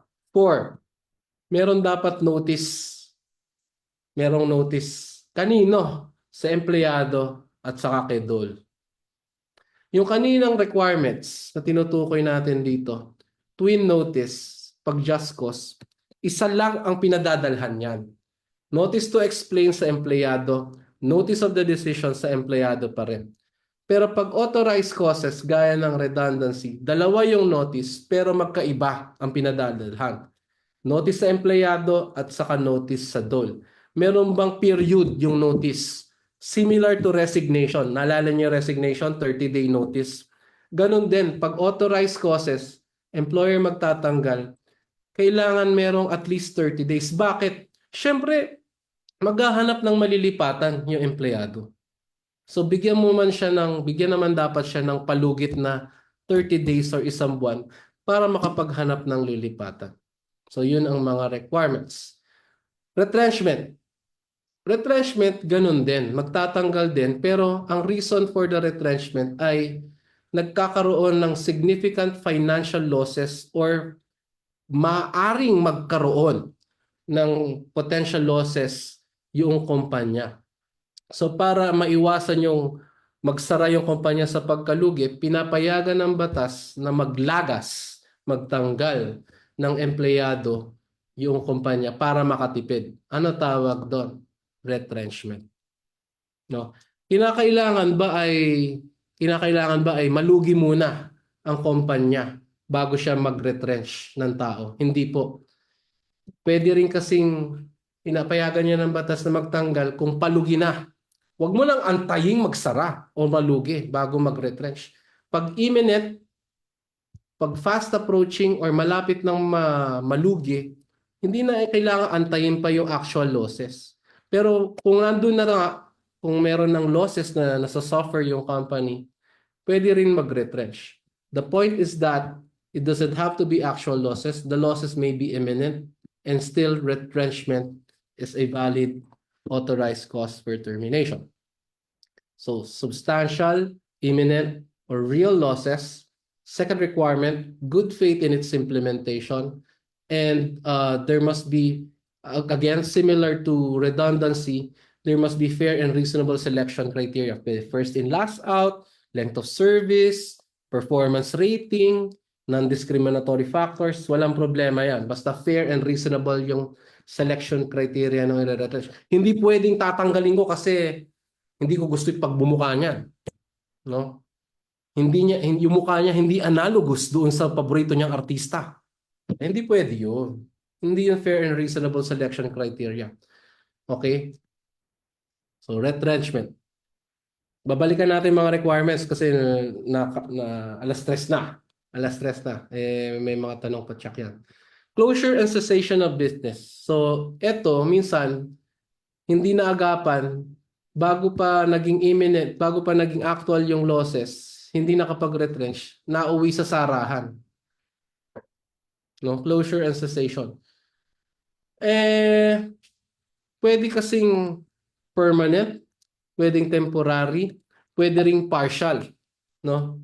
Pwedeng partial. Ang closure, mga moms and mga sirs, pwedeng complete closure, pwedeng partial. Ang complete closure, when the business fully ceases operations and then it shuts down permanently. So termination of employees talaga yan. Okay. Or pwede ring partial closure. tumatakbo pa rin yung kumpanya, the business is only closing specific departments, branches, or units, while other parts of the business, they continue to operate. No? Pwedeng halimbawa ah, sa food business, mas maraming umu-order ng Chicken Joy kaysa sa spaghetti. O de wala nang umu-order ng spaghetti. Wari lang. So yung isasara lang nila yung paggawaan ng spaghetti. Wala na eh. Wala na eh. 'Di ba? Kumbaga, hindi naman kinakailangan malugi yung buong hindi na kinakailangan malugi yung buong kumpanya dahil sa matumal yung spaghetti. Pwedeng isara na kaagad yung spaghetti division dahil hindi na siya nagpe-perform. That's what you call partial closure. Okay? Or pwede ring temporary cessation. Temporary. So, ang pinaka madalas na example ng temporary cessation ay yung pagtigil ng negosyo nung panahon ng pandemic. Nabutan nyo naman, estudyante pa kayo ng panahon na yun. Estudyante pa ba kayo ng panahon na yun? Yung karamihan kasi sa amin, sa mga edad namin, nung panahon na yun, nagtatrabaho na kami, merong temporary shutdown or stoppage of operations ng pandemic. So requirements, unlike in retrenchment, na kinakailangan pakita yung losses. Ang retrenchment kasi ay premise sa actual or imminent losses. So kinakailangan dyan, audited financial statement. Sa closure, hindi mo kinakailangan patunayang nalugi yung kumpanya. Magsasara na nga. Ano pa bang gagawin ninyo? Papakita pa nalulugi. Magsasara na nga. So, ang financial reports or audited financial statement, it's not a requirement to implement a closure or cessation of business. No requirement to show financial loss. Okay? Closure, cessation of business.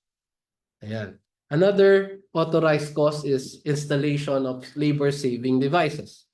So it's similar to redundancy. But the reason for the redundancy in this scenario is that labor-saving devices are installed. No? So, kung machines. Ayan. Or halimbawa nga yung sa NLEX, SLEX, or sa Skyway. Ayan. Installation of labor-saving devices. Nababawasan yung pangangailangan for manual labor dahil may mga makina na.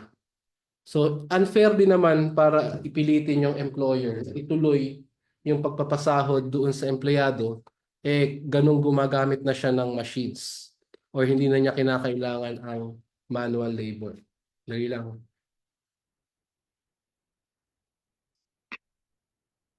Requirements. Kailangan good faith.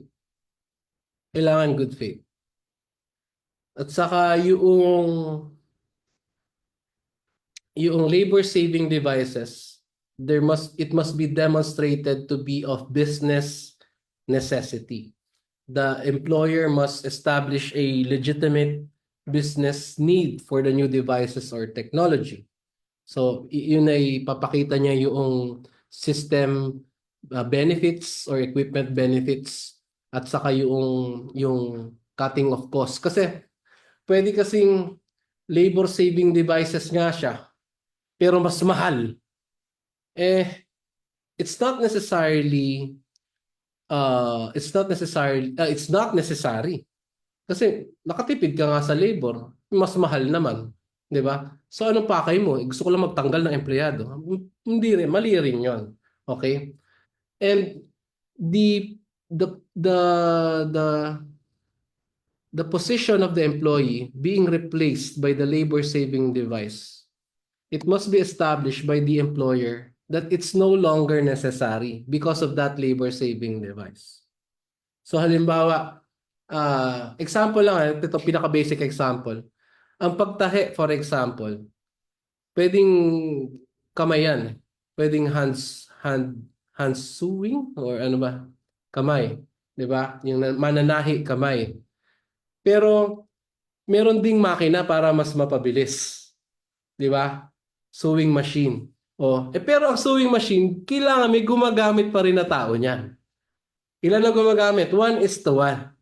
So kung nagbili ng sewing machine si employer, sasabihin niya labor saving device, magtatanggal. Hindi rin. Hindi good faith yun. Bakit? Paano gagana yan? Spirit of the glass, gagana mag-isa. Di ba? Kailangan pa rin ng empleyado niyan. So hindi kinakailangan magtanggal. Alright. Installation of labor saving device. Another ground, authorized cause, ay ang disease or illness. No? Kailan siya pwedeng ground? Lahat ba? So for example, may sakit ka, katam. Ang katam. Alam mo yung sakit na katam, meron siyang sakit na katam. Nangyayari sa ating lahat yan. Hindi naiiwasan yan. No? Pero hindi siya authorized cause for termination. Liban na lang yung katam mo, tantamount to gross or habitual neglect.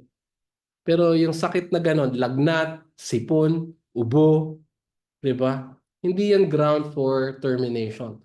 For disease or the illness to be a ground for termination, authorized cause, kailangan merong certification by a public health authority.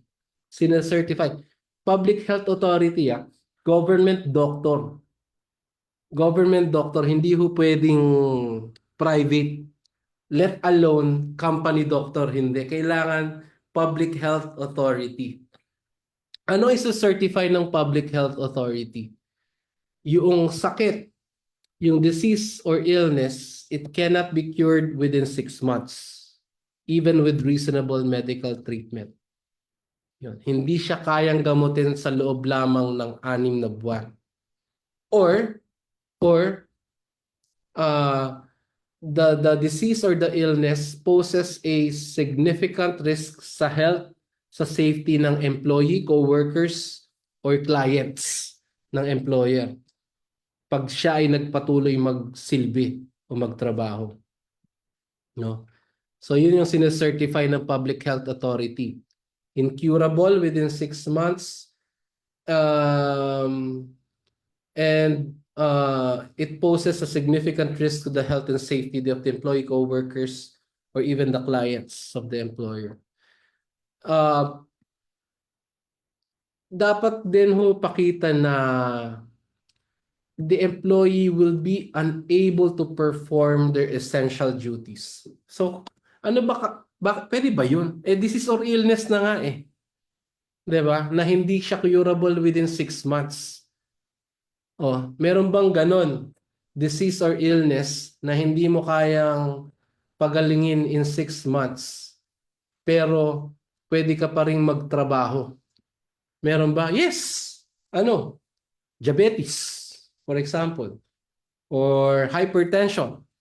Or mataas ang cholesterol. Yan. So, minsan, di ba, lalo na kung matakaw, masarap kumain, mahilig sa ice cream, hindi talaga gagaling yung diabetes or yung hypertension na yan within 6 months. But, nonetheless, the employee would still be able to perform their essential duty. Such being the case, that disease, that illness is not a ground for termination. So it may still be certified by a public health authority that the diabetes or the hypertension may not be curable within 6 months, or it may be a threat to the life of the employee, but it does not preclude the employee from performing his or her essential duties. And it's not contagious. It's not a ground for termination. It's not a ground for termination. Okay, but for example, if it's not curable within 6 months, and then the employee will be unable to perform the essential duties as certified by the public health authority, it doesn't have to be contagious. It doesn't have to be contagious. So ano example? Knock on wood. Cancer. Advanced stage. No? Hindi na kailangan maging contagious nun. And saka hindi naman contagious ang cancer. Pero hindi siya curable within 6 months, at pag advanced stages yan, usually hindi na kaya magtrabaho ng manggagawa. So it's authorized cause for termination. You follow me so far? Again, iulitin ko, itong mga slides na ginagamit ko ngayon, nung nakaraang linggo, at nung isa pa, bibigay ho sa inyo yan nila Ma'am Pulma. Complete with the typographical errors. Ayan, nandun, kompleto. Kompleto yan. Okay? So, if the just cause for termination we have been talking about earlier have specific requirements, then authorized causes, they do have specific requirements as well. Eto, mas marami. Bakit? Ano nadagdag? Meron ding notice, andun yung presence ng cause, andun si good faith, pero ano yung pinagkaiba? Separation pay. Separation pay. No. Nabanggit ko kanina yung notice, unlike sa just cause, twin. Dito sa notice dalawa rin. Isa sa dole, isa sa empleyado. Yung notice. Ilang araw ang notice? 30 days. 30-day notice. So, it can be longer than 30 days. Basta yung notice sa dole, yung notice sa empleyado, hindi bababa sa 30 days. Notice, 30-day notice from its intended effectivity. Okay?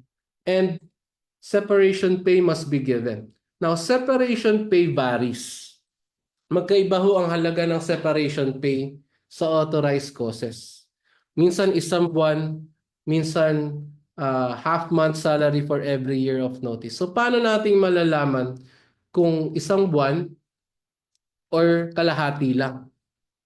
No? Titignan mo yung grounds. Titignan natin yung grounds, mga moms, mga sirs. Kapag ang ground ay walang kinalaman sa pagkalugi, pag hindi walang kinalaman sa losses, kagaya ng disease or illness, walang kinalaman sa lugi yan. Installation of saving devices, labor, walang kinalaman sa lugi yan. In fact, nakakatipid pa nga siya. No? Closure and cessation of business, kasi minsan hindi naman ang dahilan sa pagsara ay hindi naman pagkalugi, no? 1 month salary for every year of service. Or kung less than 1 year, a fraction of 6 months of service is considered as 1 year of service. So 1 month salary. So an example, kung 5 taon na siya sa kumpanya, magkano yung last salary niya times mo sa 5? Times 5. Kung siya ay 7 buwan lamang sa kumpanya, good for 1 year na yon, isang buwang sahod. Okay? Pero kung ang dahilan ay may kinalaman sa pagkalugi, losses, kagaya ng retrenchment, or yung pagsara ng negosyo ay may kinalaman pa rin sa losses,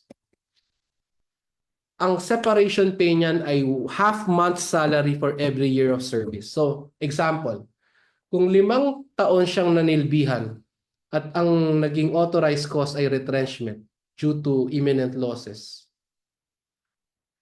ilan ang separation pay niya? 2.5 months. 2.5 months. Okay. Pero, here's where it gets confusing or tricky. Kapag 1 taon lang siya na nanilbihan, retrenchment ito ha, pag 1 taon lang siya nanilbihan or less, not less than 6 months, standard 1 month salary. Yun ang minimum. Yun ang minimum.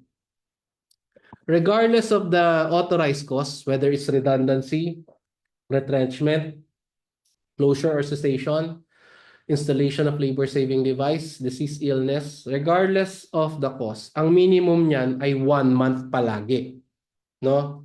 Pero pag humigit sa 1 taon ang service rendered, that's where you have to qualify kung ano ang reason for the termination of the employment. Kung may kinalaman sa losses, kagaya ng retrenchment, half-month salary for every year of service, pero uulitin ko at the point or at the pain of being redundant. Yan. At the pain of being redundant. 1 month salary ang minimum. 1 month salary ang minimum. Example, ulitin natin ha. Kung retrenchment ang ground, 1 taon pa lang siya nanilbihan sa company or 8 months, ang separation pay niya ay 1 month. 1 month salary. Kung siya ay retrenchment at 3 taon na siyang nanilbihan, half month salary for every year of service, ilan yon? 1.5. Whichever is higher. Whichever is higher. Okay? Redundancy. Magkano ang separation pay niya? Walang lugi dyan. Walang kinalaman sa lugi dyan. No? Ang nangyari lang ay may surplus sa empleyado. So magkano ang separation pay dyan? Pirming 1 month yan for every year of service. Kasi walang losses involved. So the only time nagkakaroon ng half month salary for every year of service, but not less than 1 month, ay kapag may losses involved, gaya sa retrenchment or gaya ng closure or cessation of business on the ground of losses. Anything else, pirming 1 month for every year of service. Yun ang separation pay. Yun ang separation pay. Anong klaseng sweldo? Yung sweldo mo nung 19 kopong-kopong na nagsimula ka sa company? Hindi. Current salary at the time of the termination. Basic pay. Okay? And the rest, authorized costs, notice to the DOLE, notice to the employee, which is 30 days, not less than 30 days. Good faith, separation pay. May isang mawala dyan, it's illegal dismissal. Okay? Illegal dismissal. Pag may isang nawala, ganun din sa just causes. Mayroong illegal dismissal yan. So yan lang ba ang mga uri ng pagsisibak, pagtanggal? Yun lang? Is that all? Really? We still have constructive dismissal. Yan. Ano yan? Ano yan? Ano yung constructive dismissal na yan? Meron ako naalala, may nagtanong sa akin last week, yung kanyang mister daw ay hindi na binibigyan ng bonus ba? O parang pinag-initan dahil nagtanong tungkol sa salary increase or salary adjustment, minimum wage. No? Pinahirapan siya. So in constructive dismissal, ito ay yung senaryo na napipilitan mag-resign ang empleyado kasi yung employer gumawa siya ng work environment na intolerable sa empleyado kaya siya ay mapipilitan mag-resign. So ano yung mga yan? Palaging pinagagalitan o hindi binibigyan ng trabaho, intolerable working conditions, dinidemote siya, dinadowngrade yung position, binabawasan yung sahod, binababaan yung sahod, hostile work environment, ina-assign unlawful transfer. Di ba? Naalala nyo noong nagdi-discuss tayo ng management prerogative, yung power to transfer, management prerogative yan if it's exercised in good faith. Pero yung pag-transfer ay ginagawa to force the employee to resign or to harass the employee. And if the employee resigns, then that is constructive dismissal. Bakit siya constructive? Ito po constructive, ano naman ito? Homonym. Ayan.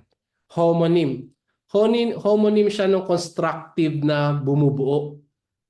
Meron kasi tayo na familiar tayo, constructive criticism. Yan yung construct, bumubuo. Pero yung constructive na pinag-uusapan natin dito, constructive implied by operation of law ang ibig sabihin ng constructive. Para constructive knowledge to the whole world, implied knowledge na yan. Or by operation of law, alam na yan ng buong mundo, constructive knowledge. Ganon din sa dismissal. Constructive dismissal kasi implied. Implied na dinismiss siya. Bakit implied? Implied from where? Inferred from where? Dito sa intolerable working environment or conditions. Ano naman ang mangyayari pag constructive dismissal? Illegal dismissal yan. Illegal dismissal. So, ano pa ba? minsan hindi ka matanggal ng ng employer kasi walang just or walang authorized cause, ihaharas ka, pag-iinitan ka para ikaw ay mapilitang mag-resign. Di ba? Mali yun. Constructive dismissal ang tawag doon. Okay? So, meron ba sa inyong ganon na pag-iinitan? Wala pa. Wala pa. Constructive dismissal. Madalas sa mga kaso na nahawakan namin ay it involves constructive dismissal. Madalas ng reklamo constructive dismissal. Okay. Bihira yung categorically sisibakin sila pero walang twin notice like yung nangyayari sa palabas sa TV. You're fired! Walang ganon. Bihira yan. Mas madalas to. Constructive dismissal. Pinararamdam sa'yo ng employer mo na ayaw ka niya para mapilitan ka mag-resign on your own. Constructive dismissal yan. Ngayon, kapag hindi sumunod sa requisites ng just cause, pag hindi sumunod sa requisites ng authorized cause, or kapag ang dismissal ay constructive dismissal, anong gagawin ng empleyado? Hindi iiyak. May joke lang. May mga remedies yan. May mga remedies yan. Ano yung una? Mag-file ka ng complaint. Hindi mo kinakailangan ng abogado dyan. Kung gusto mo kumuha ng abogado, okay din.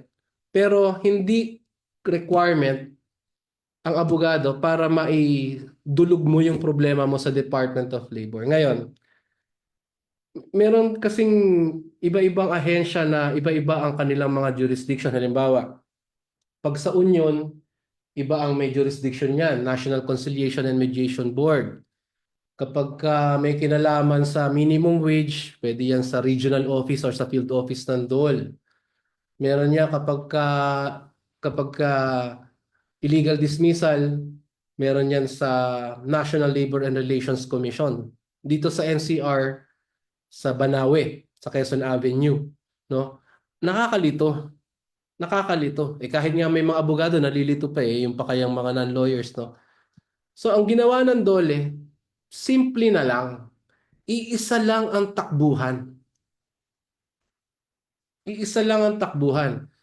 Single entry approach tayo, sabi ng DOLE. So kahit anong klaseng problema ng empleyado yan, mapa illegal dismissal, mapa minimum wage, mapa problema sa kumpanya, unlawful labor practice, no? Single entry approach yan.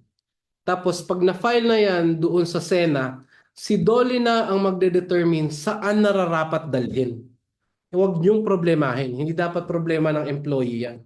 Si DOLE ang mamomroblema kung saan idudulog. Pero since single entry approach, baka naman pwede na maayos yung dispute nang hindi nagdedemandahan. Baka madaan sa maayos na usapan.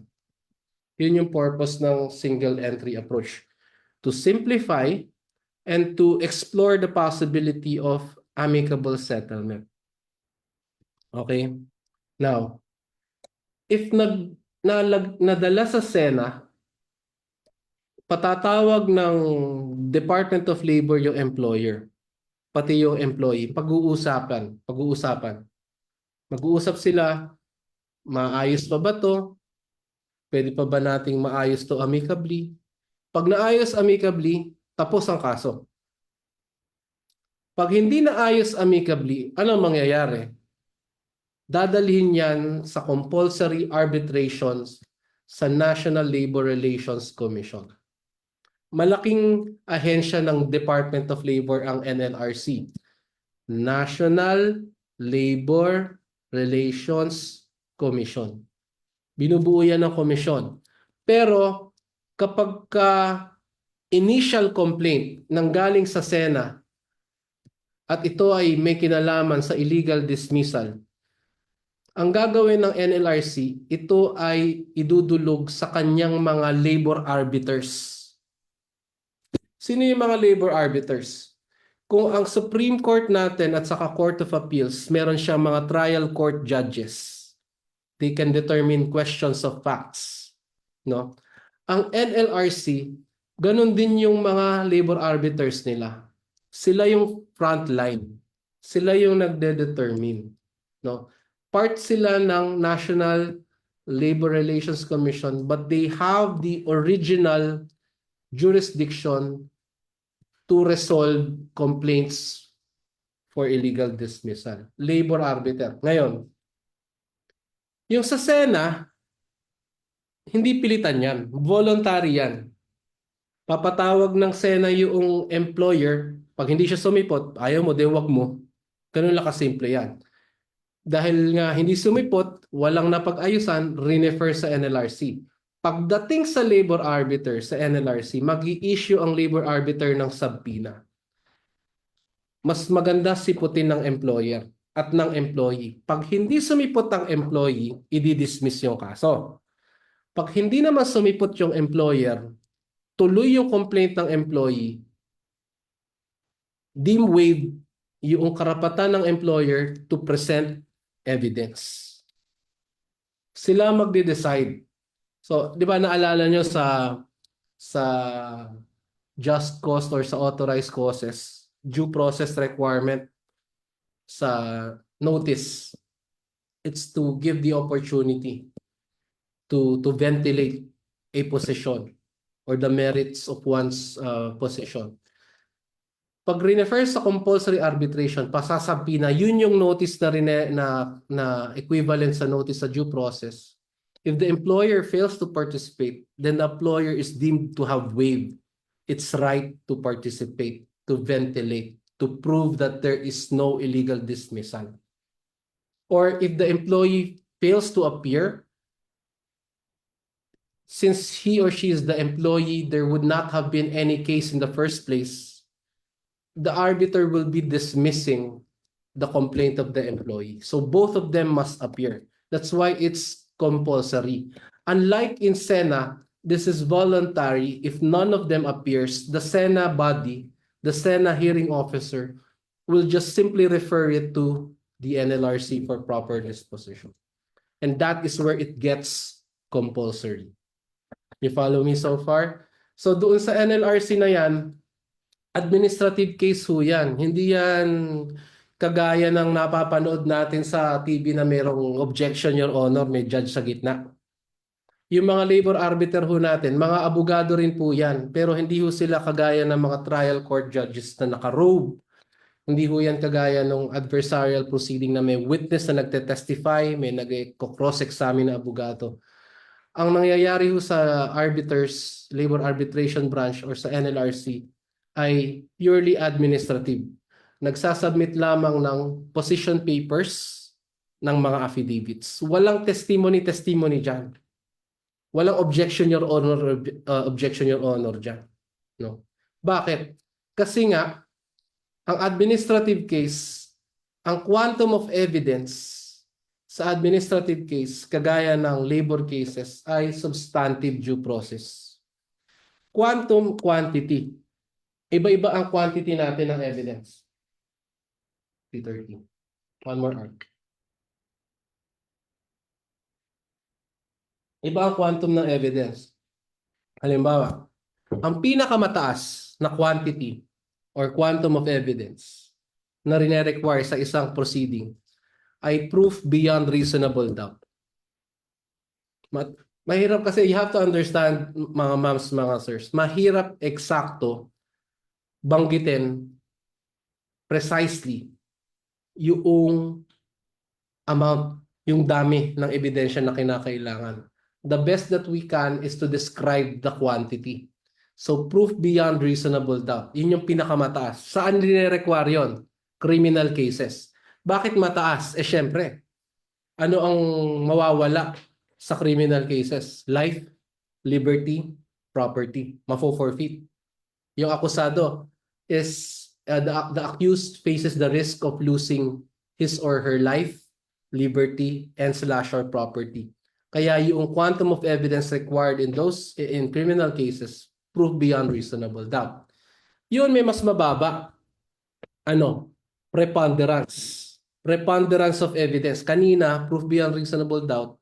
Ngayon, preponderance of evidence. Saan rin require ang preponderance of evidence? Sa civil cases. Ganun din, kagaya ng criminal cases, sa court yan. Kailangan ng abogado, may mga testigo, doon kayo nakakakita ng mga objection, Your Honor. Pero unlike criminal cases, kasi civil yan, hindi na forfeit ang life, hindi na forfeit ang liberty.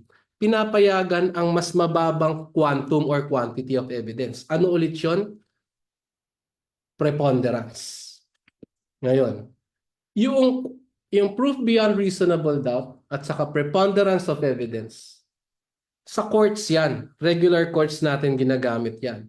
Pero kasi nga, di ba, itong illegal dismissal cases, administrative yan, before the labor arbiters. Pag administrative, mas mababa. Mas mababa sa proof beyond reasonable doubt, mas mababa sa preponderance of evidence. Ano siya? Substantive evidence. At dahil sa substantive evidence lamang ang rene-require sa administrative cases, gaya ng illegal dismissal cases, hindi na kailangan gisahin sa witness stand yung mga testigo.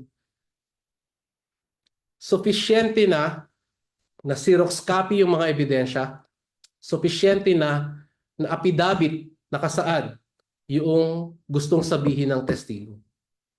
Kaya walang grandstanding, walang objection, Your Honor. Submission lang ng papeles at affidavit yan. Yun yung quantum of evidence sa labor cases, lalong-lalo na sa illegal dismissal cases. Now, iba ang quantum of evidence sa burden of proof. Ang burden of proof, ang burden na yan of proof, yan yung tinatawag sa sino ang may obligasyon na magpatunay. No? Sino yung mayroong obligasyon na patunayan yung kaso niya? Di ba? Ang pinaka-logical dyan, ma'ams and sirs, burden of proof, kung sino ang nang bibintang, siya ang magpatunay. Hindi yung pagbibintangan ka, tas papatunayan mo na wala kang kasalanan. Mali yun. Di ba? Mali yun. Yung aakusahan ka, tas ikaw ang magpapatunay na wala kang kasalanan. Kalokohan yun. No?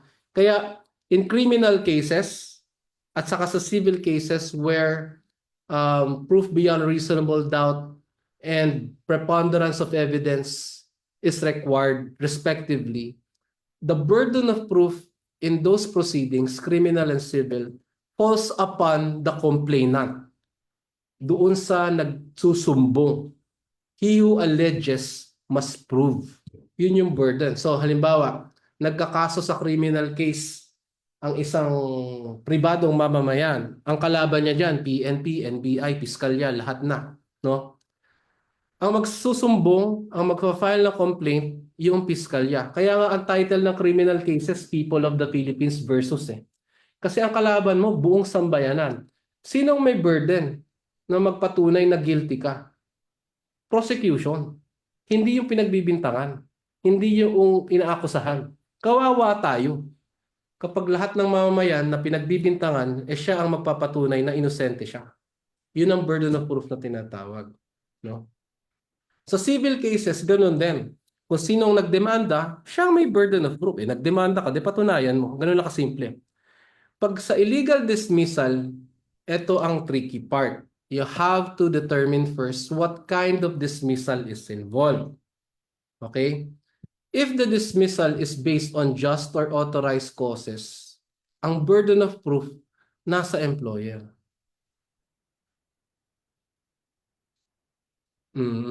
Bakit? Kasi automatic nagkatanggalan na. Ang sasabihin lang ni complainant, natanggal kami, na-dismiss kami. Si employer na ang magpapatunay na ang dismissal ay based on just or authorized causes, may due process, may good faith, at kung authorized cause, may separation pay. You follow? You follow? Kasi nagkatanggalan na yung burden na ka-employer. Pero, kung ang kaso ng illegal dismissal ay constructive dismissal, yan. Ano yung constructive dismissal? Eto yun, yung hinaras siya, kaya siya napilitan mag-resign. Pinahirapan siya, pinag-initan siya, intolerable ang work environment, kaya siya napilitan mag-resign. Kailangan mo nang i-establish or ipakita ng employee na siya ay napilitan or napipilitang mag-resign. Pag naipakita na niya yan, saka pa lang mag-shift yung burden sa employer. Ba't siya nag-shift? Bakit mapupunta sa employer? Papatunayan ng employer na wala siyang ginagawa para mag-constructively resign or i-dismiss ang employee. You follow me so far? Halimbawa, dito sa una, tinanggal siya dahil based on fraud or pwedeng habitual negligence or gross negligence. Just cause yan. O kaya naman ay tinanggal siya dahil nagbawas ng tao based on redundancy. Yun lang ang babanggitin ni employee, automatic, antemano, si employer na magpapatunay na nag-comply siya dun sa requirements.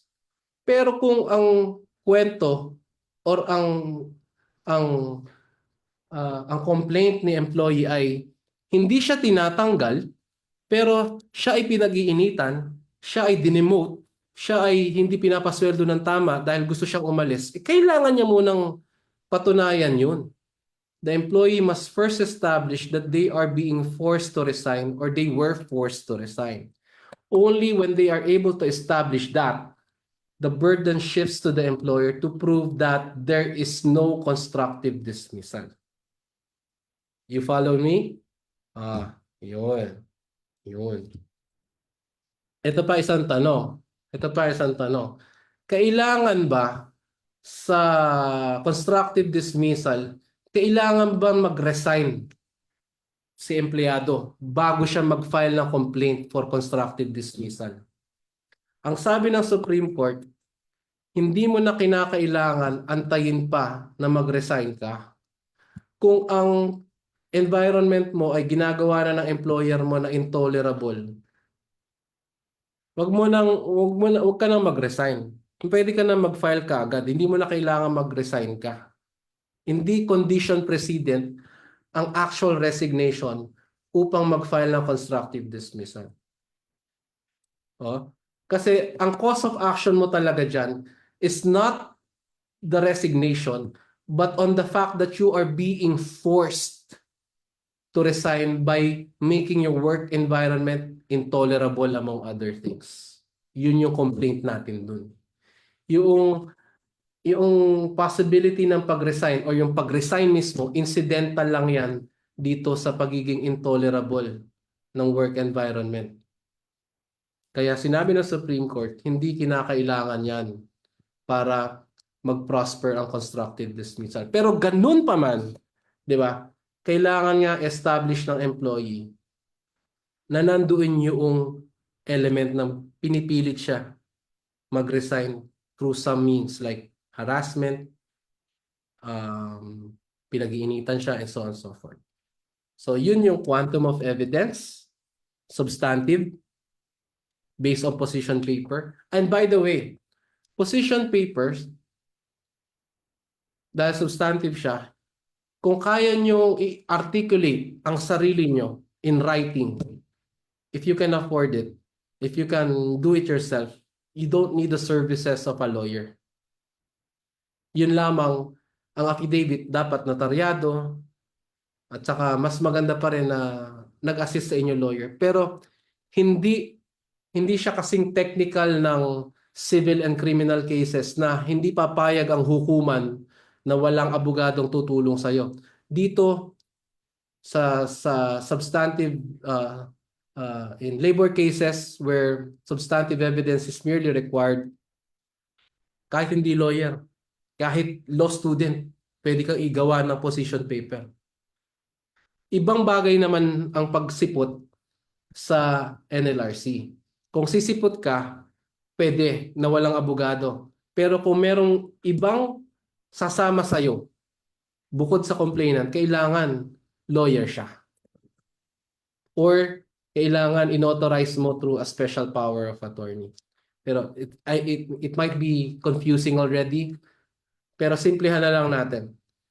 Sa illegal dismissal cases, hindi indispensable ang cooperation or assistance ng abogado. Mapa-empleyado, mapa-employer. Pwedeng taga-HR lang ang pumunta. Pwedeng supervisor ang pumunta. Pwedeng empleyado lang ang pumunta kahit wala silang abogado. Pwede. Pero yun lang ha, pagpapatunayan nila, they will comply with the burden of proof. They will submit the required quantum of evidence. It must be in writing and under oath. KKK? Naintindihan niyo ba? Naintindihan niyo? Pwede na kayo mag-file ng illegal dismissal mamaya, bukas. Okay? Now, eto na. So, paano pagka na-meet ang quantum of evidence na nagampanan yung burden of proof? Napatunayan na may illegal dismissal. Napatunayan na walang separation pay in the case of authorized causes. Napatunayan na walang notice or napatunayan na in bad faith ang pag-terminate or napatunayan na nagkaroon ng constructive dismissal. Ano mangyayari ngayon? Ano ang consequences ng illegal dismissal? First is separation pay. Maraming consequences yan. Unahin natin. Ito pinaka-importante. Separation pay or reinstatement. Or. Bakit? Kapag ka-illegal ang dismissal, kailangan ibalik ng employer si employee. Reinstatement ang tawag dun. Pero minsan kasi, ang reinstatement hindi na posibleng gawin. Bakit? Pwedeng nagkatampuhan na, strained na yung relations between the employer and the employee. Masyado na silang naging personal sa kanilang maanghang ang kanilang sagutan sa position paper. No? Kulang na lang magmuranak ng po, di ba? Sobrang mabigat, maanghang ang kanilang debate. Pag pinagsama mo yung dalawa na yan sa isang opisina, baka magbabag pa yan eh. Di ba? So, hindi na minsan practical ang reinstatement dahil strained ang relationship. Or, pwedeng sa tagal ng kaso, nagsara na yung kumpanya. Business closure. Or, sa tagal ng kaso, hindi na available yung position. Dati siyang kahera ng toll fee, ng toll gate, nag-convert na sa RFID, wala na. No? In those instances where reinstatement is no longer possible, it's no longer feasible, then the employee is paid separation pay. You follow me? Now, what is the rate of separation pay? Pag umabot sa illegal dismissal yung kaso, antemano, 1 month pay for every year of service yan. Attorney, akala ko ba pag just cause, walang separation pay? Pag valid ang dismissal through just causes, walang separation pay. Pero kapag ka iyon ay na-determine to be an illegal dismissal case, hindi pala siya talagang legit na just cause, illegal dismissal siya. Unang-unang consequence niyan, reinstatement or separation pay. Okay? Reinstatement or separation pay. Anong rate? 1 month's salary for every year of service. Ganun din with the fraction of at least 6 months being considered as 1 full year. Separation pay.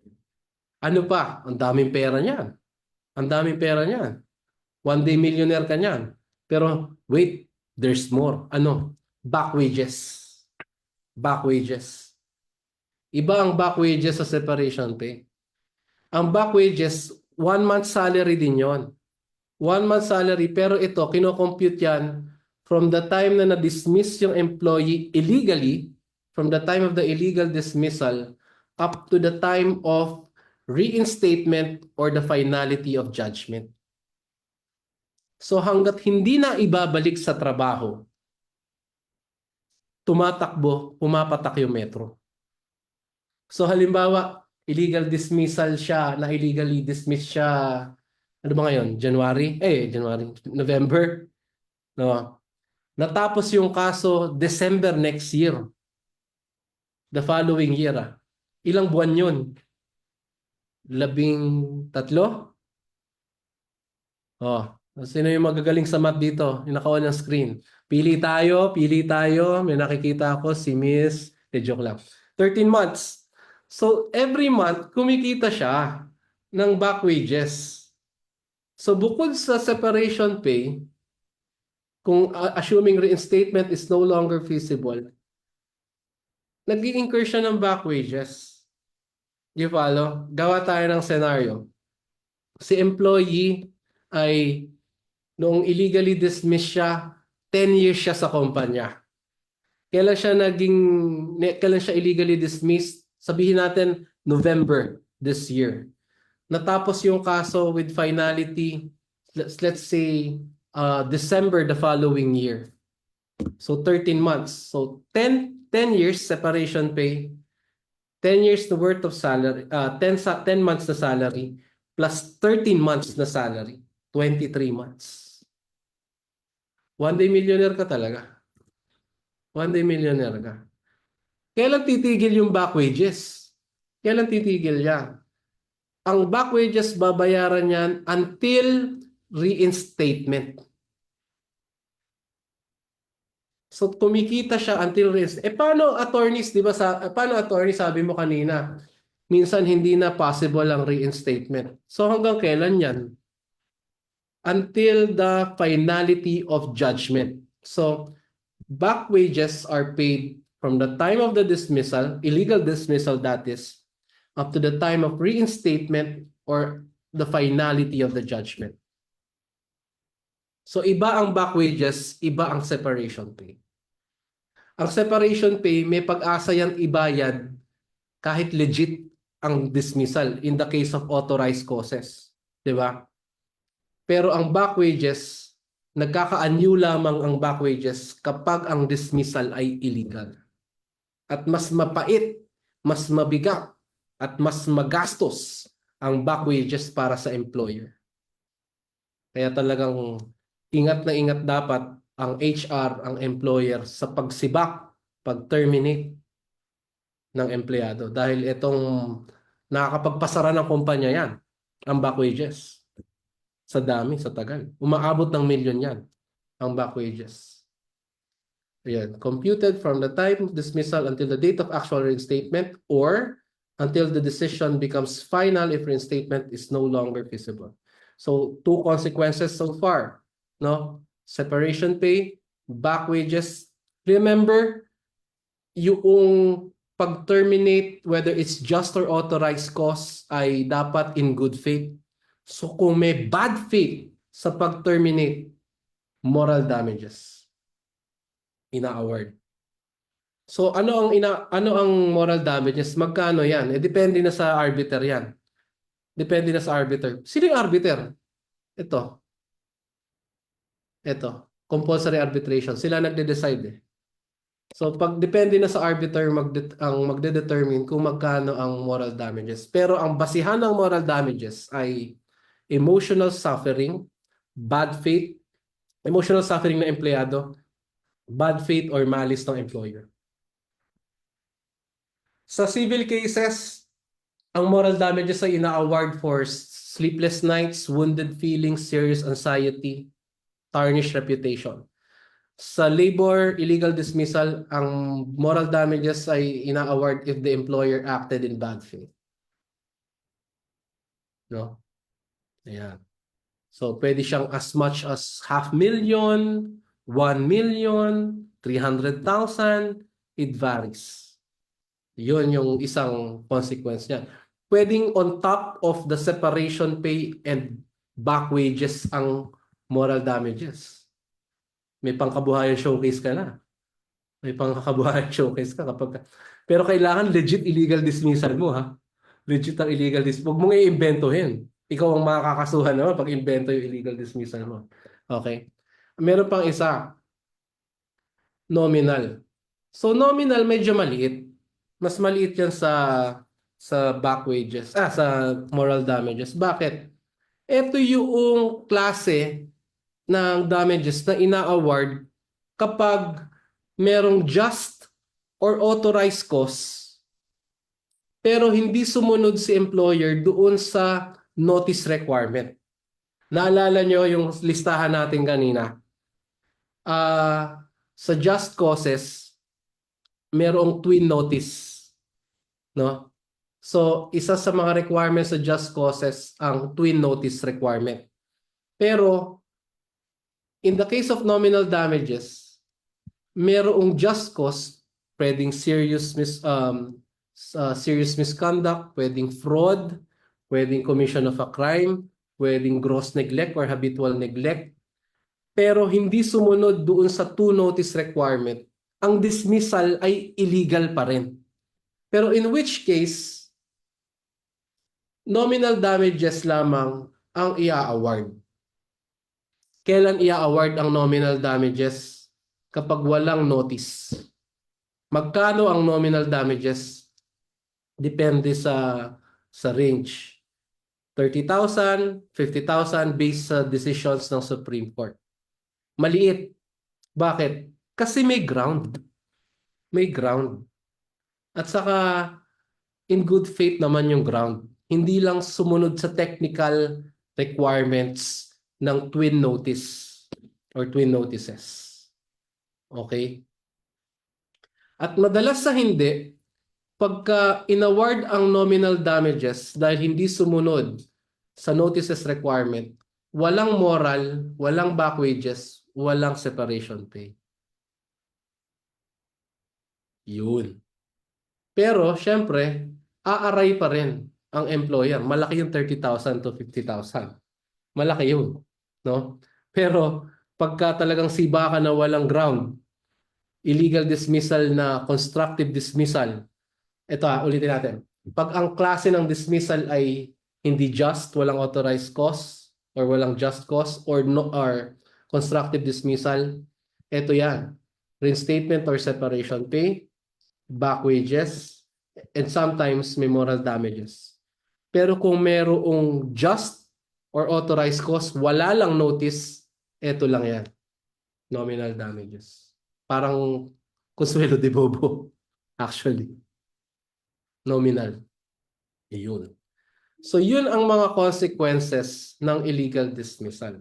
Natutunan natin today ang grounds for termination of employment. We have just, authorized, and constructive dismissal. Natutunan natin kung saan tayo dudulog sa SENA. Pag hindi nagkaayos sa SENA, sa NLRC. Pag nag-decide ang NLRC, appeal yan sa labor arbiter, appeal yan sa NLRC. Ano ang quantum of evidence required? Kailangan ba ang lawyer? Nag-objection your honor ba dyan? Nag-witness stand ba ang mga testigo? Ano ang consequences kapag nagkaroon ng findings ng illegal dismissal? So lahat siya natutunan natin today. Maraming salamat. Tapos. Okay, so maraming salamat, sir. Wait lang, tingnan natin, sir, yung mga naka-question natin. Kanina pa yung iba may mga question. Stop share ka lang. Stop share. Okay po. Sige, sir. Wait lang. Stop share ka naman, no? Sige po. Sige, sir. Ay, hindi pa Ayan, ba? sir. Wala na. May mga nagtatanong. Umpisahan muna natin. Sige, sir, basahin ko muna yung unang tanong dito. Po, nasa group chat po. Nasa natin. Good Sige. afternoon po. May question lang daw po siya. Tama po ba na takutin ang empleyado na sisibakin sa trabaho dahil sa lumipat ng ibang site na mas malayo kaysa sa site na siya ang pinili ng empleyado nung siya ay na-hire? Pinalipat po kasi ng empleyado without any assistant man lang, like transportation allowance, just to cover the fare papunta sa mas malayong site nila. So, ang sabi po, if gusto po daw niyang magstay sa employee sa empleyado, sa mismong site nung una, kung saan siya pinapili ng kontrata at kung saan pumirma ng kontrata. ipo-floating daw po yung status niya at bahala daw po siya hanggang makahanap pa ng account na tatanggap sa kanya. So, in short, sir, parang ano po siya, lumipat ng BPO. site yung company. So, Oo. paglipat niya ng site, dun siya halimbawa sa Cubao siya na hire, pero nung paglipat ng site sa Makati, medyo nalalayuan na si empleyado. Walang Mm. pair allowance po, ay ang gusto daw po ni empleyado ay manatili sa Cubao. Mm. Kapag di ba, ito yun eh, dalawang conflicting rights ang involved. On the one hand, it's the management prerogative to transfer the place of work. Di ba, we discussed that before. Day one, we have employee rights, we have management prerogatives, one of which is to determine the place of work, to transfer. And it's a valid exercise of management prerogative if it's done in good faith. Okay? Now, the employee, on the other hand, if the transfer is inconvenient and the transfer is simply different from what the employee contemplated when he or she joined the company, cannot be compelled to transfer. But in the same way, kung good faith naman exercise ng management prerogative na transfer, ibabalanse natin ngayon yan, di ba? Yung sinasabi na pag-threaten, siguro kaya nasabing threaten dahil baka pumapasok sa tingin ng HR, sa tingin ng kumpanya, pumapasok siya sa willful disobedience. Pero di ba, para ang willful disobedience kanina, gusto mo i-screen share ko ba? Wag na. Para ang willful disobedience, mag-prosper siya as just cause for termination. Kailangan yung order given by the employer. And in this case, the order is for the employee to report for work somewhere different. No? It should be lawful. Now, what will make it lawful? If that is an exercise of management prerogative in good faith.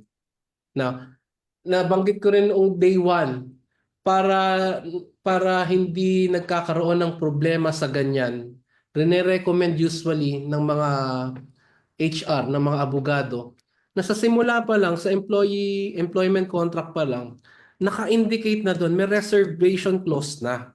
Yung employer, sinasabi niya na kami ay tipong nangungupahan lang kami, business process outsourcing kami, maaring ilipat ka namin sa mga lugar na iba doon sa una mong pinagtrabahuhan pero same company. Okay? Okay lang yun, good faith yun. So for example, if you ask me based on experience, a transfer of the place of work from Cubao in Quezon City to Makati, it may be inconvenient. It may be inconvenient, lalo na kung ikaw ay taga-QC. But that is not necessarily an exercise of management prerogative in bad faith. What will make it bad faith, for example, is if you work in Cubao, biglang sa Ilocos Sur o sa Tarlac. Saan ka magtatrabaho sa Tarlac? Sa farm? Medyo parang nananadya na yon. Pero kung Quezon City to Makati, meron pang bahid ng good faith dyan. At kung may bahid ng good faith yung exercise ng management prerogative, lawful order yan. Pag hindi nasunod yung lawful order, ano yun? Willful disobedience. Di ba? Oh. So, pwedeng, yun yung ano. Kaya nga siguro sinabi na floating ka muna. Kung ayaw mo pumunta sa Makati, hindi ka namin pipilitin. Anong gagawin namin? Floating ka muna. Kala hindi ka naman pupunta ng Makati. Di ba? Na-gets nyo? So, if-floating ka muna namin, lagay ka namin ulit sa Cubao pag nagkaroon ng opening sa Cubao. Pero, they cannot assure you that. Bakit?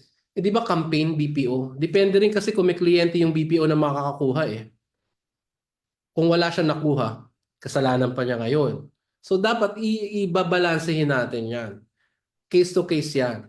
No? So, yun. Quezon City to Makati, hindi. Pero kung sobrang layo, at napansin mo na, teka muna, parang ako lang yata yung i-assign sa Tarlac sa farm pa. Ibang usapan yun. Bad faith yun.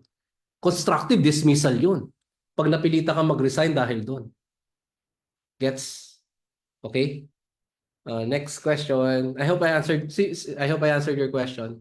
Ayun. Thank you, sir. So, next question po. Magtatawag po muna tayo. Pwede po si Miss Jean Jokino. Miss Jean, pwede na po Yes, kayo ma'am. mag-unmute? Hello po. Yes po. Sige, Thank you, ma'am. ma'am. Attorney, thank you po sa lecture today. As usual, madami natutunan. Ang question ko po is Thank about you. redundancy. So si Yes po. company po is na-acquired ng bigger company. And unfortunately, ang sabi nila, kailangan na magbawas ng tao sa HR.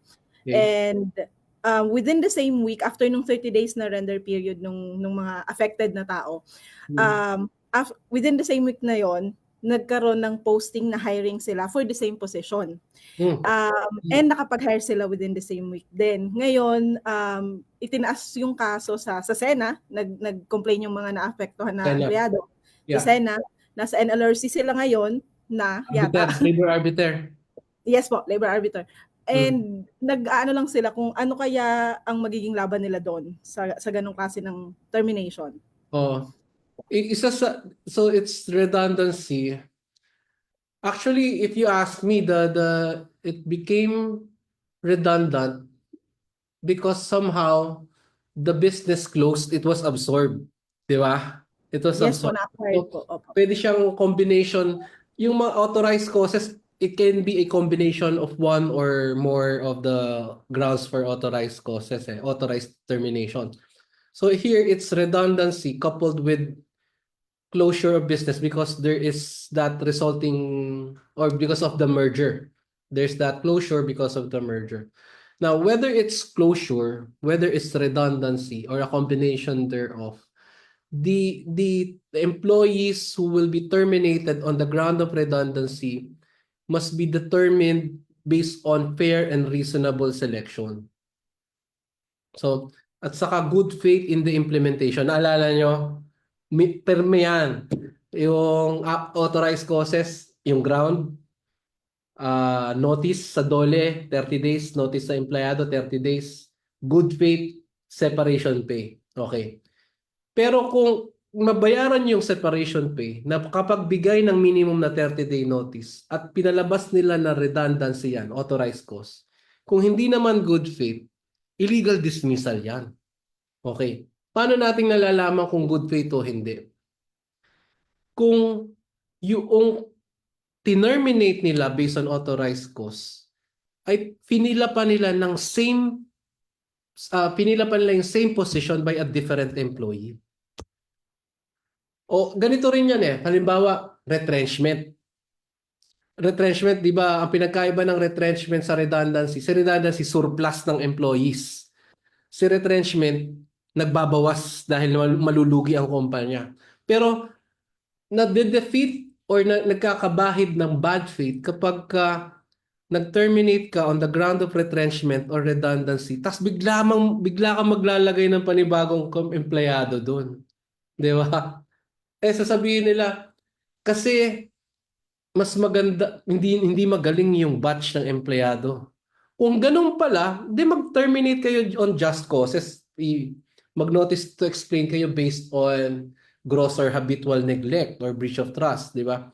Or pwede sabihin nila, ang tagal na nito ang seniority na nila, ang dami na nila, mamamatay kami sa retirement package nito. Aba, problema nyo yan. Hindi yan ground for bypassing the requirements of the law. Kung nagtagal sila sa kumpanya nyo, they deserve to be paid properly. Hindi mo sila pwedeng sibakin on the pretext na redundant or nag-retrench kayo. Diba?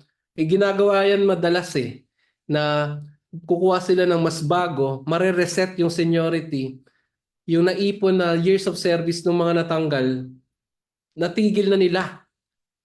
Nagbayad sila on the ground of redundancy retrenchment, tigil na nila. Kasi kung hindi, mag-i-incur na naman yan ng 1 month salary for every year of service. So ginagawa yan minsan ng mga ibang employer. Pag ganyan ang sitwasyon, na inabsorb nag-hire, pwedeng good faith, walang good faith, illegal dismissal yan. Pero ito na lang, Miss Jen. Tignan natin na maigi. Yung bang natanggal na bakante yung position, di ba? tignan natin, yung bang ilinagay ay nanggaling doon sa company na nag-absorb, doon sa company na nag-survive. Hindi. Hindi po eh. External Ayun. hire po. So kung panibagong new hires, no? New Opo. hires, medyo may problema tayo doon. Sila. Baka pwede yan talagang ano. Sa bagay, nasa NLRC naman, labor.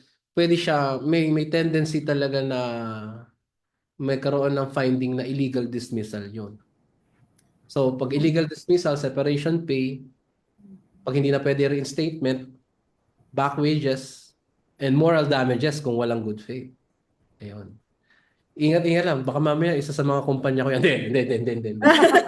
Mababait ang rene-represent po ng GIA law, puro mga mababait. Bakit? Kasi kami ang abogado nila. Namin sila kung mali. Kung mali, hindi pwede. Kung mali, hindi pwede. Kami yun. Hindi namin pinagtatakpan.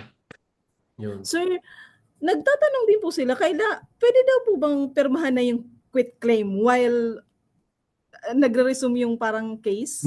Hindi. Diba, isa sa, last week yan isa sa mga unlawful employer-employee exercise yung magpapirma ng quit claim na hindi pa tapos ang kaso o ang employment. Naalala nyo, may listahan akong binigay sa inyo. Ang quit claim kasi, ang purpose ng quit claim, kinukwit mo, you're quitting your claim. So meron kang sisingilin sa employer, pino-forgo mo yan, you're quitting on that. Bakit? It's probably because nasatisfy na.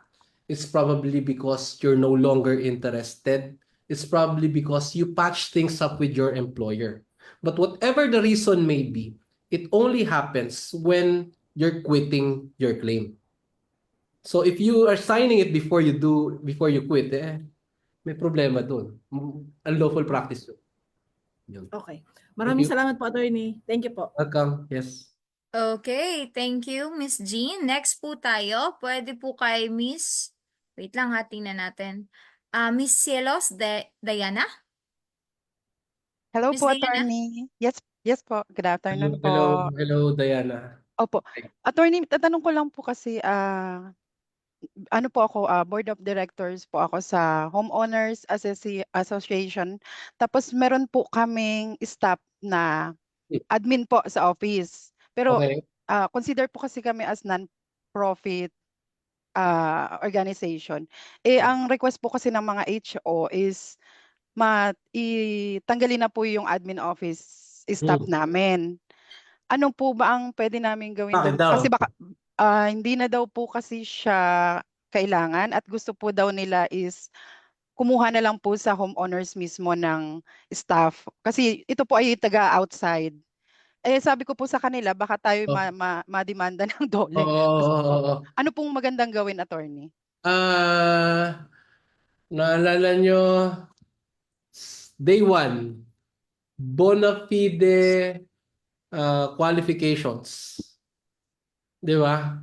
So, yung mga job qualifications, bona fide occupational qualifications, pag walang kinalaman yung ini-insist nilang qualifications sa trabaho or hindi nakastipulate na ang qualifications ng admin staff ng Homeowners Association ay dapat taga doon din, pwede.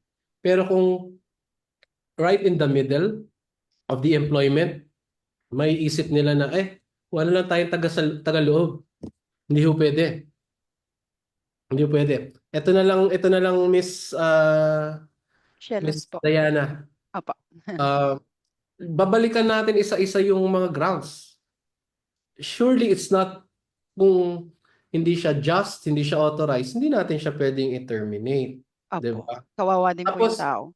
Pero, kaya nga ako nagtanong kanina, bakit kaya pinapatanggal ng mga homeowners? Hindi ng association ng homeowners. Akala ko kasi, noong una iniisip ko, baka kaya siya gustong ipatanggal dahil papasok siya sa analogous cases ng just cause. Ano yon? Yung rude behavior, difficult personality. Kung mabait naman siya, ang diferensya lamang sa kanya ay hindi siya homeowner, hindi siya bona fide occupational qualification. Opo. Di ba? Yung homeowner ay hindi bona fide occupational qualification. Absence of which, hindi siya ground for termination. Baka mangyari niya, liable for illegal dismissal yan, Miss Diana. So, Yun nga po. awatin niyo muna awatin niyo si homeowners. Sige po. Kawawa naman. Nagagawa naman niya yung trabaho niya eh. At saka walang kinalaman yung pag-aari sa isang subdivision, yung walang kinalaman yun sa ownership, sa effectiveness niya as an admin staff. Di ba? Opo. Yun. Baka may iba pang ground, tignan niyo muna. Pero kung yung yun at yun lang ang ground, insufficient. Illegal Insufficient. Delicts. Opo. Delikado po. Thank you so much po, attorney. Thank you. Malinaw po. Thank you po. You're welcome. Okay, so thank you po. Thank you, ma'am. So next po tayo, si Miss Palatao. Miss Palatao?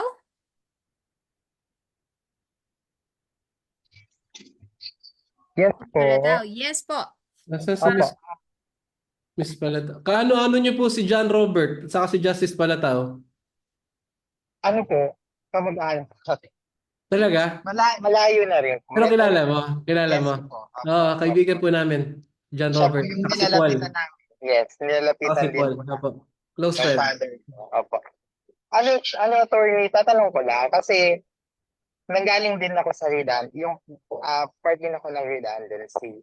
Kaso ang nangyari sa amin, although binigyan naman kami ng parang meron kaming pasok today tapos kinaumagahan, meeting kaming lahat sa isang Yeah. Medyo redundancy po kayo na declared. na-declared na redundancy. Tapos Dapat kami lang sa rooftop, yung buong department namin. Tapos, doon lang nila sinabi sa amin na tatanggalin na kami. Okay. Tapos, hindi kami binigyan ng time makapag-isip, hindi kami pinalabas, hanggat hindi kami pumipirma dun sa quitting. Okay. Tama ba yun? Okay. Tapos. Sige, GG.